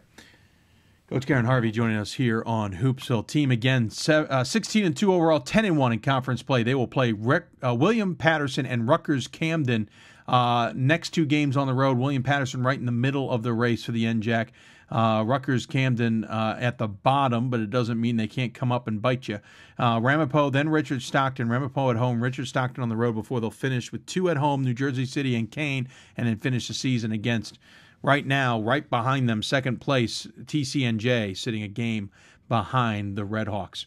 Thank Coach for joining us. We're going to take another break. When we return, we'll jump back into some men's basketball, and we'll head out to, we'll head up, I should say, to the Northeast, talk NUMAC basketball with a team that maybe not everybody really realized would be in the mix. The Beavers of Babson, sitting in second place in the conference. We'll talk to their head coach about their turnaround and see how they're positioned for the last push of the season. You're listening to Hoopsville, presented by D3Hoops.com and the National Association of Basketball Coaches. If you have any questions for us or our guests, make sure you use Twitter at D3Hoopsville or hashtag Hoopsville. Email us, Hoopsville at D3Hoops.com, or join us on Facebook at Facebook.com/Hoopsville. We'll be back and talk Babson men's basketball right here on Hoopsville after this. We've got more schools than Division I, more fans than Division II, and more upsets than March Madness. There's 800 programs with over 11,000 games leading to 2 national championships. And we've been covering it all for over a decade. From Eastern to Occidental, from Puget Sound to Piedmont, from Southwestern to the University of New England, and from Hope to Calvin. Nobody covers Division III basketball like we do. We're at D3Hoops.com at www.D3Hoops.com.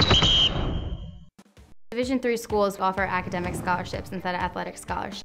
This really puts the focus that the student athlete needs to maintain that GPA. I did receive a non-athletic scholarship upon entering school. I got the presidential scholarship, which was huge for me.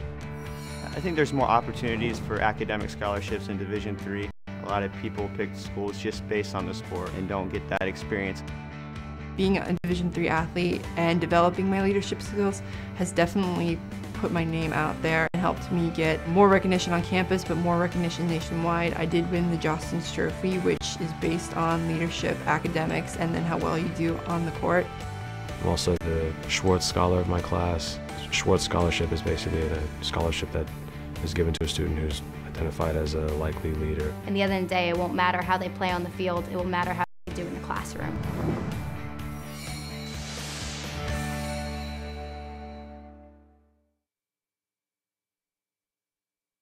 And welcome back to Hoopsville, everybody. Hope you're enjoying your Sunday evening.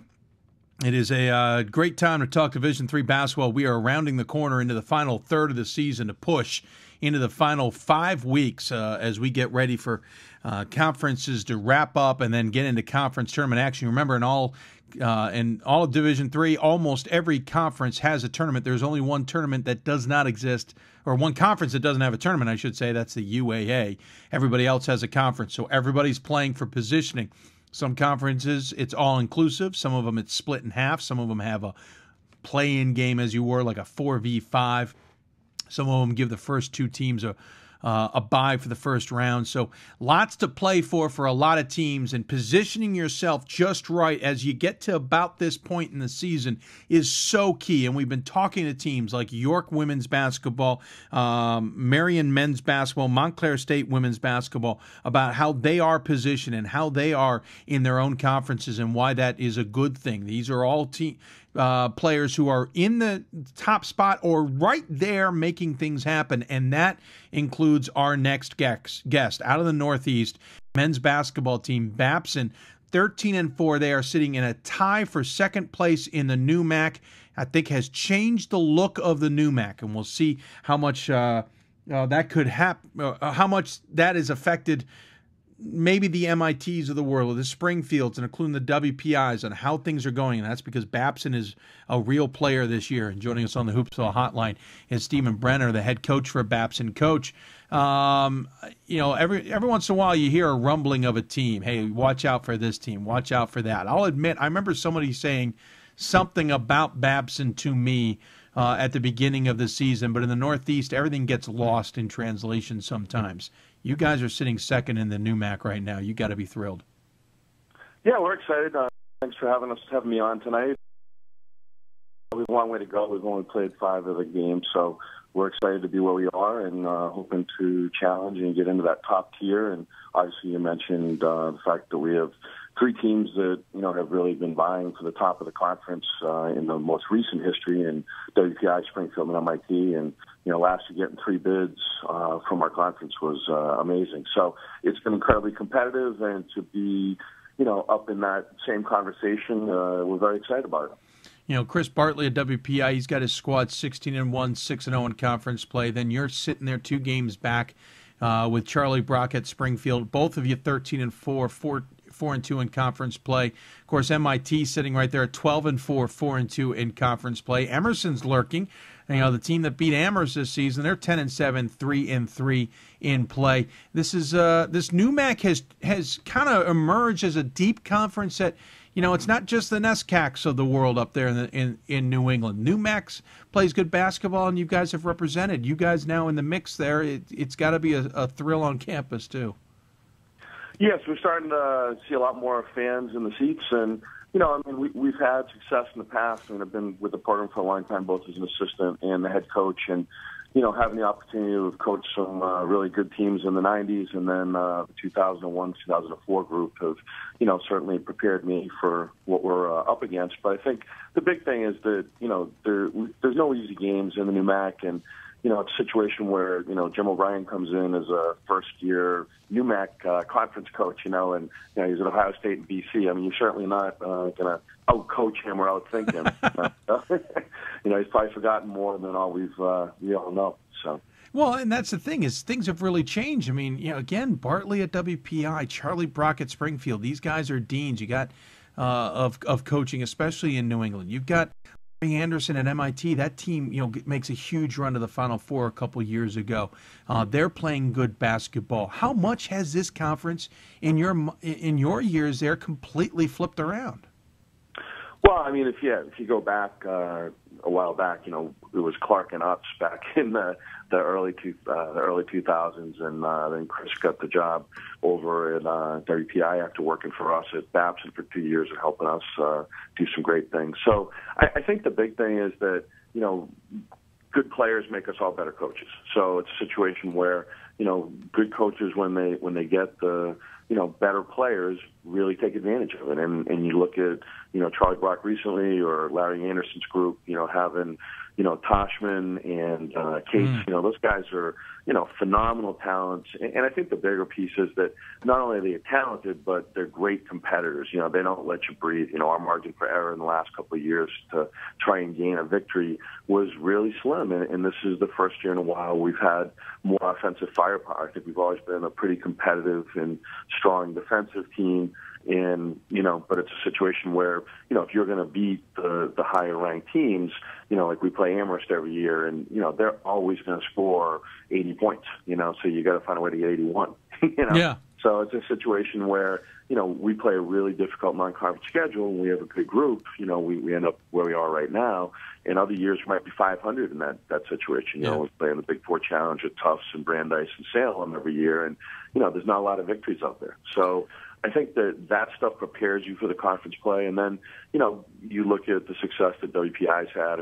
Last year they won 20-some-odd straight games, and this year they've won 13 straight. So, one of the things that Chris has been able to do at WPI, I think, is just get his team to play at a high level every night. And regardless of who they play, you never see them take a play off or a day off, and I think that's certainly a standard that we're all looking to do. And with Larry's success at MIT and Charlie Brock, it's funny because they're all different styles of play. Oh yeah, very different styles. So like if you can't play post defense, MIT is just going to blitz you inside, and then you play WPI, and they have just tremendous guard play and enough inside play. And I think our game, we lost by a couple possessions over there.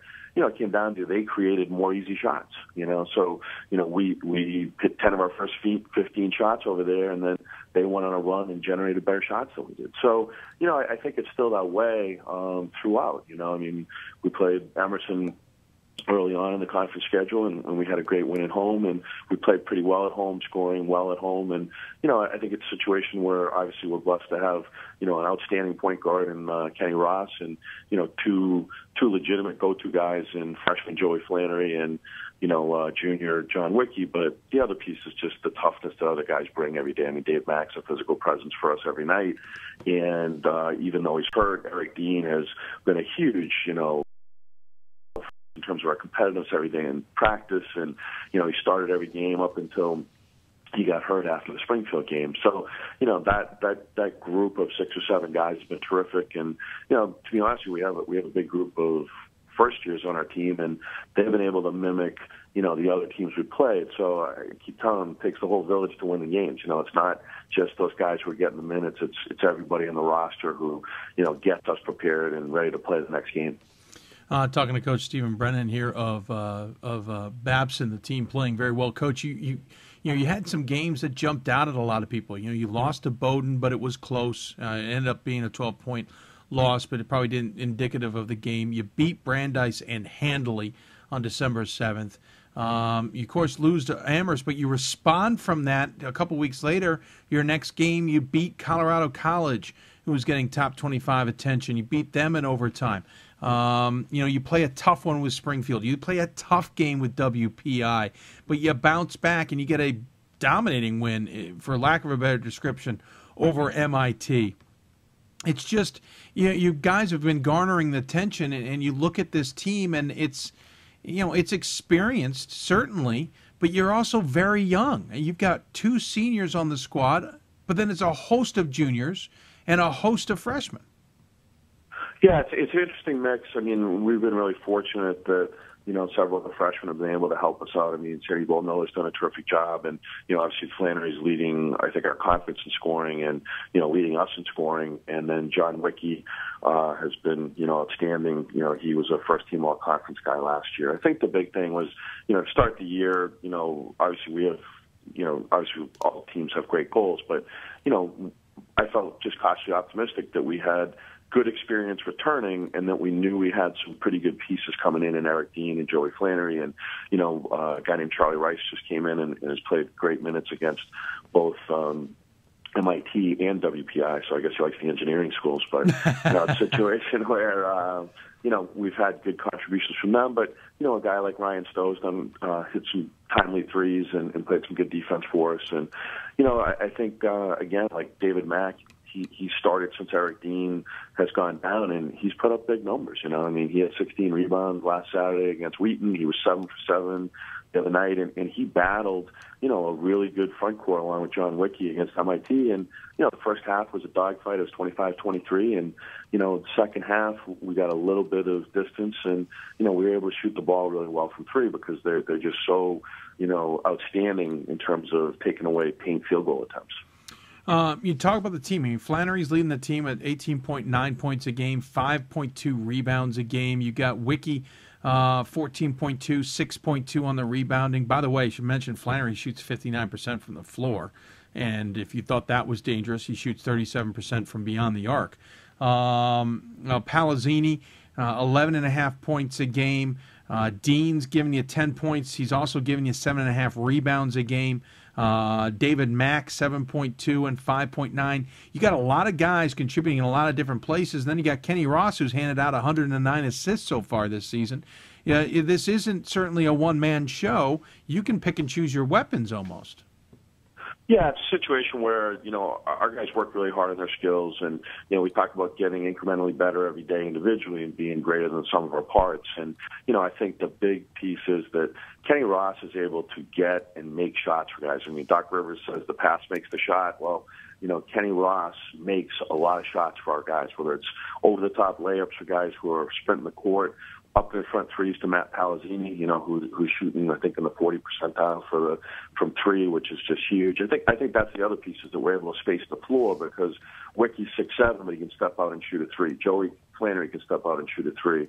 And then our guards are pretty serviceable shooting three and being able to play drive and kick. So, we've been able to play, really well inside out, and then make enough threes to be competitive. I think we're averaging 7 or 8 made threes a game. So, against MIT, I think we made 10 or 11, which, obviously changes the game a great deal.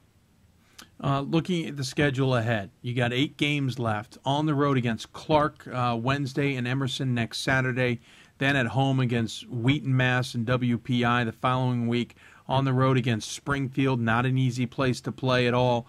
At home against Clark, on the road against Coast Guard, and, of course, on the road to finish the season at a tough MIT place as well.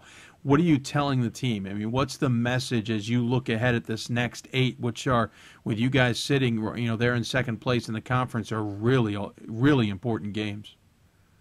Yeah, I mean, I think that we look at it, weekly first. We say, hey, our goal every week is to go 2-0.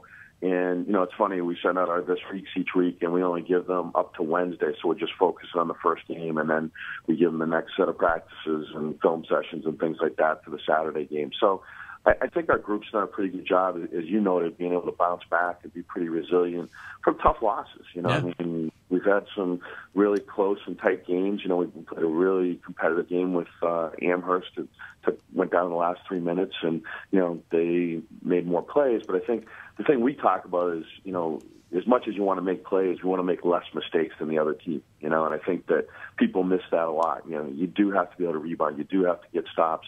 But, it's the turnovers, and our ball security due to Kenny Ross is phenomenal. I mean, I think, in terms of turnovers, we've been really fortunate not to, turn the ball over and not get good looks most times. So I think as we look at it, we're looking at 2-0 weeks, and, we just take it, in that proverbial one game at a time. But we also talk about on Mondays, we want to get better ourselves. We want to look at what happened Saturday and get better, and then, move on to Tuesday to start to get ready for that Wednesday game. And then same thing Thursday. What do we do Wednesday? And then go on to, Saturday. And for me, I have 15-month-old twins. So I tell my guys, look, I'm only one day at a time at best, just trying to keep up with lunch with these guys. So, I got a 17-month-old daughter and a 4-year-old son. I can't imagine trying to keep up with 15-month-old twins.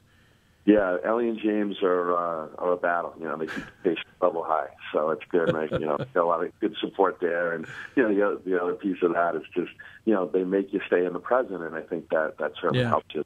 Because if you get too far ahead, look, you can look at the 8 games, but, what are we doing to get better? Because if you don't get better, you're going to lose in this conference. I mean, like I said, you're not going to out-coach anybody. You're not going to out-prepare anybody. So, you really got to get better at what you do and then be prepared enough to, not get surprised by someone else. When you look at this Northeast region, you've certainly played a lot of the players. You played Bowdoin, you played Brandeis, Amherst, obviously in conference action as well. You've even played some other schools that are in conferences that are going to be part of the equation. How do you see the Northeast this year? I mean, I see some top teams in the NESCAC. I see some top teams in the NUMAC, and then there's the Albertus Magnuses and the like who are throwing themselves into the mix. Is it a hodgepodge this year, maybe? Yeah, I think that, like you look at what Amherst has done, not only the last 2 years, but the last 2 years they haven't lost in the NESCAC, which is a pretty phenomenal feat. So, we get to see the best of the best every year with them. And, I don't think Bowdoin gets enough credit for what they do on a yearly basis, and so from what I've seen, it's a situation where, there's been a lot of teams that have been getting beat, you look at Rhode Island College, and they were in our Babson Invitational tournament, and they have great talent. They have one of the best coaches in the region. I think he does a phenomenal job with his players, and they're starting to crank it up a little bit. Eastern Connecticut's obviously been really good. So it's a situation where there doesn't seem to be that just dominant 1, 2, or 3 teams. I mean, you can sit there and say WPI obviously they won 13 in a row, and Amherst, one of their losses is down in Florida to a Division II school. So I haven't seen Williams on film yet, but obviously they have great firepower. And it seems like Middlebury may have taken a step back where it could be really Amherst to lose right now, the way it looks. You know, Trinity gave them a great game, but they're young in the front court. They're very talented. They have a great coach in terms of the defense. But, you know, like each of the conferences has their own pitfalls, and I think that, you know, as usual, you know, good conferences, guys beat up on each other. You know, we have 3 teams at 4-2, and, you know, we're kind of just worried about that. But, you know, I don't know. I think I've heard unbelievable things about Albertus Magnus. I haven't seen them. I mean, I think they played Central Connecticut to a couple possessions, so they must have incredible talent. You know, Southern Vermont, you know, you don't hear that much about them, but they went to Williams the first weekend and beat Williams at Williams, which is almost impossible unless you're Amherst. And, you know, so it's a situation where I think that, you know, there's a lot of really good teams, and it's going to be who stays healthy and who has an opportunity to play at their best, you know, competitive greatness, be at your best when it's called for, you know. So I think that that's what you look for as a coach, and that's probably what's going to happen in the region. I think that, you know, there's been a lot of really close scores for teams that you think are traditional powers. So, you know, like sometimes you see those years where, like last year with Amherst, you know, they lost to us in Springfield, but then they just ran through people, you know. Yeah. You know, so I think it's a situation where, you know, you want to have good pieces who are healthy, you know, and hopefully at that point, you know, then you can maximize and play your best, you know, down the stretch. Like you said, I mean, you've talked to a couple other coaches tonight, and they were talking about their schedules, and, you know, I don't know, we haven't won in a while, and, you know, it's a situation where for us, you know, I take nothing for granted. Sure. You know, like we've been in the 4-5 game, and there's only 5 teams that make it out of our conference. So, you know, we're pounding away on, hey, look, our alums are excited about you guys, and, you know, we want to be a tough team, and, you know, mental toughness is just doing your job and doing it every time, and no matter what the score is, and we're trying to get there where we can, you know, compete with, you know, MIT and WPI and Emerson and Springfield and whoever else, you know, shows up at the end, you know, and you have to get to playing mistake-free basketball for 40 minutes, and, you know, that's what the great teams do. Yeah. Hey, I appreciate you taking the time to join us. 13-4 and 4-2 in conference play. Certainly something to celebrate as you guys get ready for the last third of the season, again on the road against Clark and Emerson next week in big games, no matter who the opponent is. As always, we give the coach the final word. Any final thoughts you'd like to share with those who may be tuning in?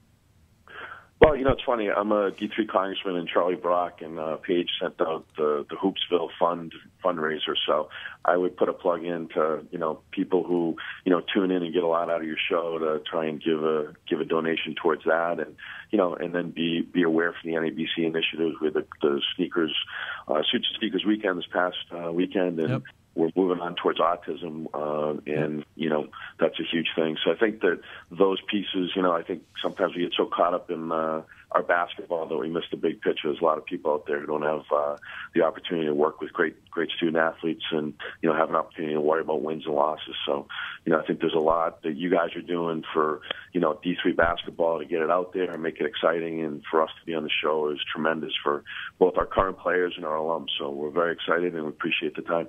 Well, thank you very much for the kind words, and thank you very much for being a part of the show. We appreciated having you on, and maybe we'll be talking about the Beavers come March. All right, go Beavers. Have a great night. You too. Take care, Coach. Coach Stephen Brennan joining us here on Hoopsville. Appreciate him taking the time to do that. Again, team 13-4, 4-2 in conference play. They got Clark and Emerson ahead. They still have to play Wheaton, WPI, Springfield, Clark, and Coast Guard and MIT, basically the second half of the season in conference action. Of course, they got 8 games left. We'll see how they do. They're sitting right behind, well, not right behind, but 2 games behind Babson in a tie with Springfield and MIT on top of the NUMAC. So terrific job there by the Beavers and Coach Brennan, to be sure. Going to take another break. When we come back, we will jump out to, or not jump out, but jump down to North Carolina, part of the Old Dominion Athletic Conference, and we'll talk Guilford men's basketball. Quietly, the Quakers are still in control and doing well in the ODAC. We'll talk to their head coach, Tom Palombo, about what is going on with his Quakers. They only have one stretch of games where they slid, and they're back on track now in what is another tough ODAC battle. We'll talk to Coach Palombo coming up. If you've got questions for him or questions for us or like to interact with us, don't forget on Twitter at D3Hoopsville or hashtag Hoopsville. Also join us on email, hoopsville@d3hoops.com, and of course on Facebook at facebook.com/Hoopsville. We'll talk Guilford men's basketball when we come back on Hoopsville, presented by D3Hoops.com, the National Association of Basketball Coaches. We've got more schools than Division I, more fans than Division II, and more upsets than March Madness. There's 800 programs with over 11,000 games leading to 2 national championships. And we've been covering it all for over a decade. From Eastern to Occidental, from Puget Sound to Piedmont, from Southwestern to the University of New England, and from Hope to Calvin. Nobody covers Division III basketball like we do. We're at D3Hoops.com at www.d3hoops.com. Division III allows you to be able to give yourself to other things. Not even just participate in them, but really get involved with them if you want to. There's a lot of interaction. It's not just sitting back, taking notes. You're actually doing hands-on things and better preparing yourself for your major. Choosing a Division III school, I've had the opportunity to develop my leadership skills and to be more involved on campus. Division III in athletics, affords students the opportunity not only to participate in intercollegiate athletics at a competitive level, but also gives them the opportunity to, engage in the other interests in their campus and in their lives outside of that sport and outside of the academics on the campus. And to have opportunity to have time to join clubs and being able to play basketball, it allows you to just be able to do everything you want to do. I wouldn't change it for the world.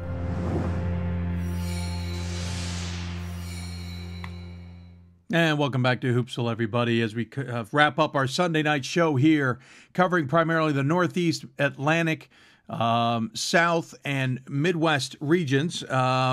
Quick plug, we'll talk about it in a minute. Don't forget our mega show or marathon show coming up on Thursday, 10 a.m. to 10 p.m. Eastern Time. We will be live on the air talking nothing but Division III basketball.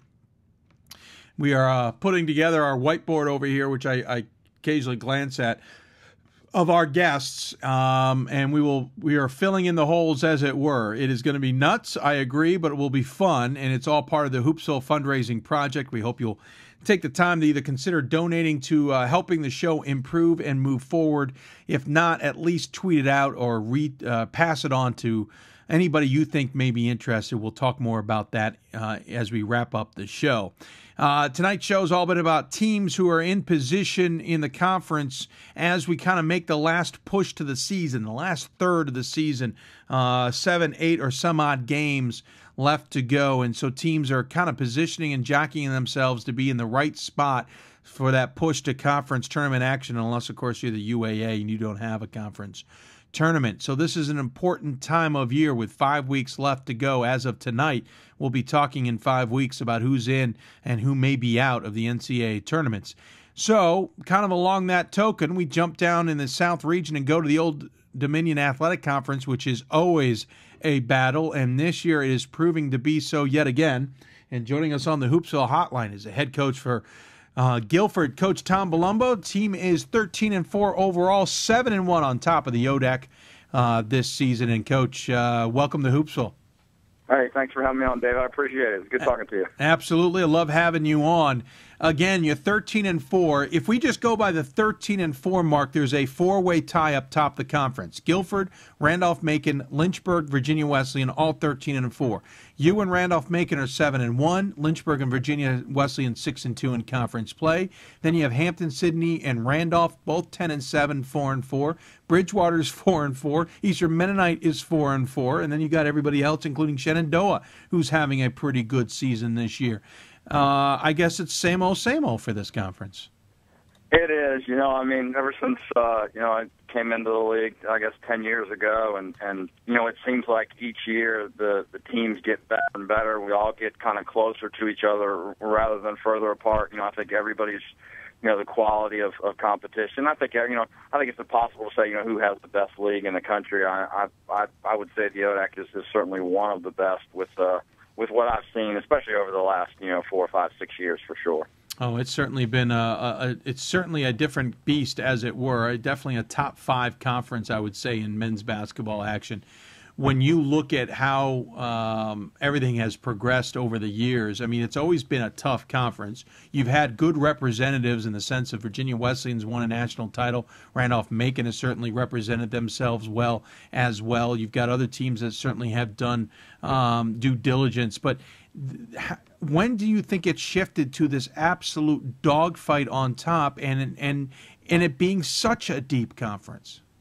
Well, I think one of the things that the league has been able to do is each one of our teams, there's kind of been, players that have developed. Everybody's had, player development within our teams and within the league. To give you an example, for us several years back, Tyler Sanborn as a freshman and sophomore, really, he played and did some things, but we had Ben Strong and other guys, and then when those guys leave, Tyler, kind of develops and he ends up being the national player of the year. And I think all of the teams in our league have been able to do that, where the younger guys just elevate their games, like a Colton Hunt from his freshman year to his senior year, just phenomenal transformation. Yeah, I was going to say, you've just been Strong, by the way, one of the best players in Division III in recent memory, just been Strong. Of course, poor Sanborn had to fill those shoes, but Sanborn ended up stepping that up. I would agree with you. You certainly seem to have a ton of player development. Virginia Wesleyan's a great example of that. They always seem to be turning around good players. And same with Randolph-Macon. But at the same time, and I asked Dave Macedo this a couple of weeks ago as well, it seems like the conference has, the one disadvantage right now is the conference hasn't been consistent at deep NCAA tournament runs, hasn't been deep at getting a team to the familiar stomping grounds of the Salem Civic Center, hasn't been able to even get two teams there. What's the ODAC got to do? I mean, is there something you guys need to do to take maybe a step to really kind of elevate, that's a made-up word just for everybody, elevate what you guys are trying to accomplish in this conference? Well, a couple of years back, both Guilford and Randolph-Macon, we both made it to the Final Four, and then we had made it, to the Final Four the year before that. And obviously, Virginia Wesleyan has won a national championship, made it to the national championship game. I think a lot of it is, when you get into the NCAA tournament, a lot of it has to do with your matchups and how you go against certain teams and where you're matched up and where you play those games. I mean, there's so many factors that go into. I mean, that's why I think it's so critical to, we've had teams get in, because if you can just, like in 2007, we barely got in, but made it all the way to the Elite Eight. The matchups just kind of went our way, where we got some pretty good. We matched up really well with the teams we were playing and were able to advance. And then, I think in 2008, we had a really good team and played St. Mary's here, and that was, wasn't a great matchup for us. And St. Mary's really took it to us in that game. So I think a lot of it has to do with that, and you got to have a little bit of luck in the NCAA tournament because everybody is so good. Talking to Coach Tom Palombo, his Guilford's Quakers playing pretty good basketball, 13-4 on the season, 7-1. Let's talk about the team here. You guys rolled out pretty well to start the season, winning the first 9 games to go 9-0. You got to win over Randolph-Macon in that grouping. You got to win over North Carolina Wesleyan, and then you went back to Randolph-Macon to double down, I guess. Or I shouldn't say went back. You played Randolph-Macon at home, but you went to Randolph-Macon for a series of games, including Dickinson and Birmingham Southern, and you lost those two. Dickinson got you guys. Then Birmingham Southern tripped you up the next night, and then Messiah goes and beats you a few nights later. Then you get back on the horse for 2, and then you lose to Virginia Wesleyan. Now you're back on 2.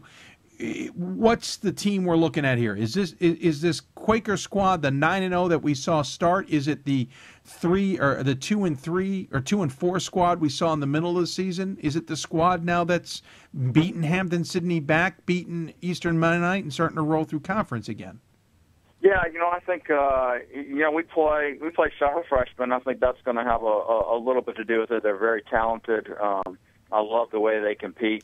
There are going to be times where we struggle a little bit, and that's, I think, we count on. We have a senior, Jake Hopkins, and a junior, Matt McCarthy, that play major minutes and have major roles for us, and we count on those guys to carry us through the stretches where everybody else might be a little bit up and down. But the one thing I like about our team is that we're getting better, and the guys who are freshmen now that you're getting into January, you've been through the ODAC, you're not freshmen anymore. Now you've gained in that experience, you've gone on the road, you've had some tough environments to play in, we've had some success, and we've had some times like Virginia Wesleyan where they just took it to us and outplayed us for the entire game, and you learn from those things. I think you're not going to win every game, and we understand that, and we really focused in on the process of trying to improve in certain areas and be good at what we can be good at, and just try to try to put that together for 40 minutes as you move along and the ODAC, and that's difficult to do both at home and on the road.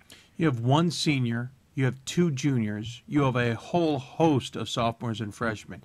Could we argue that maybe you guys are peaking maybe just a season or two early? Not in a bad way. I just mean maybe this is coming together faster than you anticipated.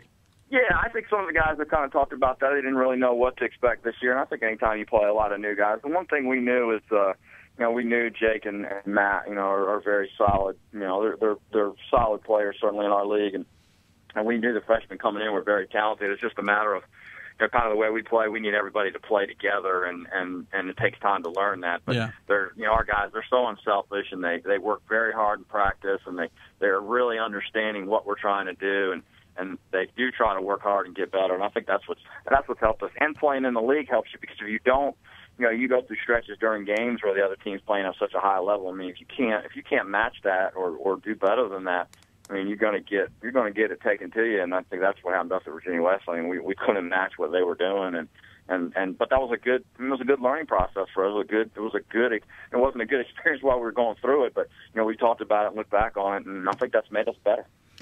Matt McCarthy, the junior, leading the squad with 16.2 points a game, about 5 rebounds a game as well, and about 3 assists at the guard position. Jake Hopkins, the senior forward, 12.7 points a game, 8.8 rebounds a game. And then you've got 10.5 points out of the freshman Trevor Hyatt. You're getting 10 points out of the sophomore Jeb Richardson, who, hold on a second. I got to look up Richardson, because if I'm trying to remember, 6'9". You love these 6'9" guys. Richardson, and of course the freshman and Robbie Stokely listed at 6'9". David Rogers at 6'8". You and the tall guys. And then you also have Alston Furr, the freshman forward, averaging nearly 10 points a game, and Josh Spanauer, the freshman, at 6.5 points a game. So in that list, it's mostly freshmen. You got a sophomore. You also have a junior and a senior. You really do have the young guys stepping up in key spots. We do, and they're not. They're a very confident group. We sensed that early on. They don't back down from situations. They don't get. I mean, we played a couple of overtime games. We won a couple games at the buzzer and regulation. I mean, the one thing I like about those guys is they just they stay focused, and nothing seems to bother them. They're not afraid to take a big shot. They're not afraid to make a play.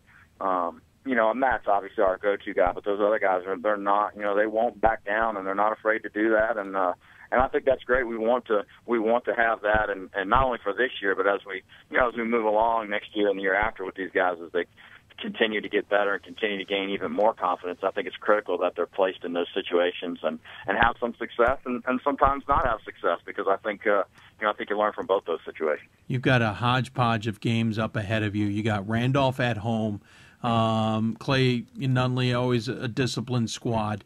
You've got that coming up on Wednesday. You then on the road against Randolph-Macon, the long haul for you guys from North Carolina to Ashland on Saturday. You're at home against Roanoke. Paige is going to try and bring the book at you. Washington, Lee, and Emory and Henry on the road before home against Bridgewater, then on the road against Lynchburg, and home against Virginia Wesleyan. So you get a mix of games here with some of the top teams in Randolph and Randolph-Macon. You got some ones who'd love to bust you open in Roanoke and Washington, Lee, Emory, Henry, and Bridgewater before you finish the season against the tough Lynchburg and Virginia Wesleyan squads. What do you tell the team here as you work your way through the final push to the season here? Yeah, and we've talked to coaches about the same thing. As in this league, you don't. The only thing that you said that registered, I blocked everything else out past that, and our team does too. Is Randolph. You can't. In this league, you start looking down the road at who you have to play and this and that, and it'll freak you out. I mean, you just have to focus in on what the next opponent is, and mostly focus in on yourself and what we need to do to be successful. But you can't. It's dangerous to do that. I think especially in our league where there's no. You're going to get it taken to you every night if you're not totally committed and focused in on the task at hand. So I think our guys have done a great job of that. I honestly believe they don't even look. They don't even know. We were talking about something the other day. They didn't even know who we played the following weekend. So I think and it's the younger guys. So it's probably good that they don't think in those terms, and they just, they just kind of focus in on what's next for us. I think it's really important that you do that to be successful, and for the long haul and in your conference play, that you just look at what's right ahead of you. And that's for us, it's all us. Yeah, sure. And of course, the way things are shaping up, you never know what's going to happen, but the biggest key is to avoid losing streaks. Everybody knows that, especially in the ODAC. You don't want to go from first to midway in the pack and really change the dynamic of everything. You guys went through that tough stretch. Dickinson, Birmingham Southern, Messiah, and a couple games later in Virginia Wesleyan. What have you learned from that experience? What does the team learn from that experience? Is that kind of experience the kind of thing that can buoy you from hitting another stretch like that as you push through the last 8? Yeah, I mean, absolutely. I think there's certainly the Dickinson, Birmingham, Southern, Messiah. First of all, those are three were obviously they're really good teams with really good records that have done some good things at home and on the road, and they were better than we were certainly in those 3 games. And we kind of got it back on track after that at Bridgewater and Emory Henry, and like I said, even the Virginia Wesleyan thing, they just played at a much higher level than we did that day, and I think you learn from that experience. And then the last 2 games have been a typical knockdown, drag out ODAC games where we win by 2 against Hampton Sydney, where they have a chance at the buzzer. The ball goes in just after the buzzer to go to overtime, and we go down to Eastern Mennonite, and that's a less than 10-point game with 2 minutes left to go in the game. So you've got every night is going to be that way. And I think all of the experiences, good and bad, you draw upon those in practice. And I think what we learned from the Dickinson, Birmingham, Southern Messiah, if we didn't know it already, we won 9 games in a row, and I think we were a confident group. And, we played against teams that were really coming after us, playing at a high level. And I think especially for the younger guys, it's hard for them to understand how hard you have to practice and how much you have to focus in practice, and then how hard you have to play in games to be successful. And sometimes you need to be reminded of that. And again, you're not going to win every game, but you're certainly out there preparing and trying to do that. But I think the experience of understanding that is invaluable as you move forward, especially the stretch run of the regular season of the conference, and of course the ODAC tournament when that starts up. Well, I certainly appreciate you taking the time to join us. The ODAC's always one of those fascinating beasts, as it were, to follow in conference play. A big conference that doesn't play a true double round robin, but that's maybe most definitely for the better for you guys. Again, Randolph at home and then Randolph-Macon on the road this coming week. Coach, we always give the guests the final word. Any final thoughts you'd like to share with those who may be tuning in? Yeah, man. I've said this before, but I really appreciate what you do for Division III basketball. I mean, obviously, it's important to us as coaches and our players and our players' families. But it's great that you. I think what you do is you expand that to other parts, and I think that's great. It makes I know it makes it more fun for the teams and the fans and everybody to follow. And like I said, in our little world here and at Guilford and then in the ODAC, it's a very important thing we do. But we appreciate what you do in spreading the word about Division III basketball and what a high level that it really is. Well, thank you, Coach. Appreciate the kind words. Good luck the rest of the way. Certainly going to have fun watching the ODAC, and I'll say it now, there's an outside chance, maybe a better than outside chance, I may be down at the Salem Civic Center by the end of March, or the end of February, beginning of March. I'm just saying there may be a chance. I'm down there. Look, sounds good, man. I just want to see your 6'9" guys. That's all. I just want to see. I mean, you pull those guys in like it's part of the recruiting manifesto. You come watch these guys. Come watch them play. They back each other. They play for each other. So we play them. We don't play them together. We play them one at a time. So you never did. You didn't. You barely played Strong and Sanborn together. So I know. All right. Well, Coach, thanks so much. Good luck the rest of the way. We'll look forward to maybe talking Guilford basketball come March. Yeah, that sounds good. That'd be nice. Thanks, Dave. Yep. Take care of yourself. Bye, man. Bye. Coach Tom Palombo joining us here on Hoopsville. Again, that ODAC is a battle. And we will talk about the ODAC coming up on Thursday, a little bit more detail with the guys of ODACIS. They are two guys who are traveling the ODAC, checking out games and facilities and the rivalries and all of that makes up the ODAC. They are their blogs are great to read. We will talk to them on Thursday, part of our marathon show, 10 a.m. to 10 p.m. We will talk to them about that. We'll maybe even talk to Lynchburg, who's having a good season as well. Those are the hopeful things. And while I mention that, let me just write down Lynchburg. There's lots to talk about, certainly in the ODAC, and I've always said it's one of my top five. My top five are the NESCAC, the UAA, WAC, CCIW, and ODAC. Not in that order. That's my top five this year. And the ODAC doesn't have a lot of top 25 teams necessarily right now, but they've got a lot of good teams. I'm waiting for that day that a bunch of them make a big push in the NCAA tournament, that we're looking at maybe two ODAC teams in Salem or in the Elite Eight. That's my big thing for the ODAC at this point, but they are a good conference to watch basketball in if you get the opportunity, especially online. So, Coach Palombo, thank you for joining us. We'll talk more ODAC on Thursday, and that brings up that show, 10 a.m., 10 p.m. Eastern Time. We will be on the air talking everything hoops. We'll even talk Vice President of Division III and Dan Dutcher. I can tell you right now, the ones absolutely confirmed, and there are some who are confirmed that are not on my board, so I'm not mentioning them only because they're not on my board right now, but Plattsburgh men's basketball, Vassar women's basketball, NYU women's basketball, Olivet men's basketball, Hope men's basketball. Some of these are selections because you have made a donation to the Hoopsville fundraising project and selected a perk that allows us to, or has us have these guests on. And we've already gotten the shirts arriving that I will be wearing, like Olivet. We have a WashU shirt in here. We have an NYU shirt, an Augustana shirt. These guests will be part of the show. I will be wearing those shirts during those segments. There's another one, ASC. Don't have the shirt hit here, but it's in the house. ASC Conference. We will talk Division III basketball for 12 hours as part of the Hoopsville fundraising project. We are trying to raise $10,000 to help move this show forward. Just so much we can want to do with the show, and limited resources. And so we hope you'll be part of the show. If you're at the office and you're allowed to keep it on, keep it on. If you just want to check in the show every once in a while, we'll be here, obviously, 10 a.m. to 10 p.m. Eastern Time.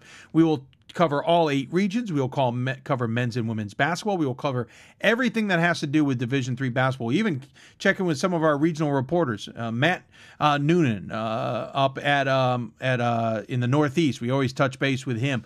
Noontime Sports. We'll talk to him about the Northeast.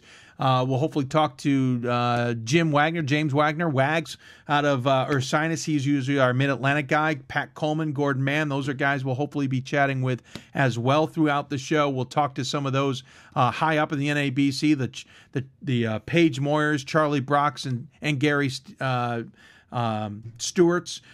Haven't booked them. I'm just saying I'd like to. So if they're listening in, guys, let's hook it up. Lots of opportunities to have guests on the show. We will make our best effort to have the best guests, and even talk to some guests we don't normally talk to. Schools that don't necessarily make the headlines, but it gives us a chance to talk to some of these individuals, student athletes, coaches, etc. And we're looking forward to finishing up that show. That is Thursday, 10 a.m. to 10 p.m. Again, part of the Hoopsville fundraising project, which runs through February 9th. Our goal is $10,000. That does not mean we need to stop at $10,000. $10,000 goal has 2 purposes. It is a goal for us to try and achieve. It gives us an idea of what is possible and how much you guys appreciate the show. It's kind of like public television. You give a little bit of money to us, and we do a lot with it. We need to replace the computer, that is on order and on its way here. There are things we need to do, and we want to increase it. We also want to travel. We are possibly going to go to the ODAC tournament coming up at the end of February, beginning of March, both the men's and women's, and be at Salem for something we're not normally at Salem about. We may even do Selection Sunday from down there. There's lots of things we'd like to do with the show in the future. We would like to travel. For example, I'd like to take a trip into New England. I go to New England often. My family's up there, but I don't go up there for basketball. I want to go up to New England, catch some basketball games up there, maybe New York State. I want to maybe go to Texas and catch games there. Go to California, see some games games there, Midwest. We want to do this and take the show on the road, which means visiting a college campus maybe, or doing a Sunday show from a big event, as it were. We do the Hoopsville Classic at the beginning of the year. We're obviously we're visible at the D3Hoops.com Classic, but we want to go elsewhere. We want to take the show on the road elsewhere, and we want to have you help us achieve those opportunities. And so if we surpass the goal, the more we can do, the more upgrades we can accomplish, the more improvements we can do to the broadcast. We would love it if we could actually have guests coming in via a different video, so you can actually see the coach interacting with us. It's stuff that we are capable of doing. We just don't have the resources to accomplish it. I'd love to have a staff behind me. Let's be realistic. Probably not going to have 6 people working on the show, but maybe we can find a way that somebody can be a part of an internship or something.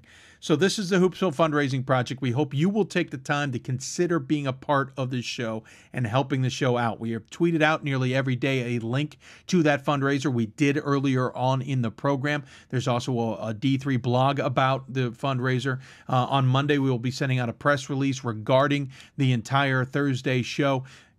If you can't donate, we completely understand, and we don't expect you. You can give as little or as much as you want and take advantage of the perks along the way. There's some great perks where we send you Hoopsville t-shirts, for example, or you can be a part of the show even.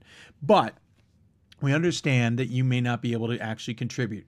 In that case, all we ask is pass along the campaign. If there's people you know about who you think would be interested in helping out the show, then we ask you just simply pass it on. The more people who know about the campaign, the better chance we have at meeting our goal or exceeding our goal, etc. And by the way, the money that is raised that we don't have an immediate use for, we will put in our rainy day fund so that we have it available should a computer break, should microphones break. Something happens all the time. We will have that rainy day fund, and we will use it wisely. And for every dollar you do, we will squeeze it as best as we can and get the most out of it. So we are humbled to say we are 54% of the way to the goal of $10,000. We're hoping to hit $10,000 and exceed it by the time the campaign ends in 2 weeks from tonight, February 9th. 2014.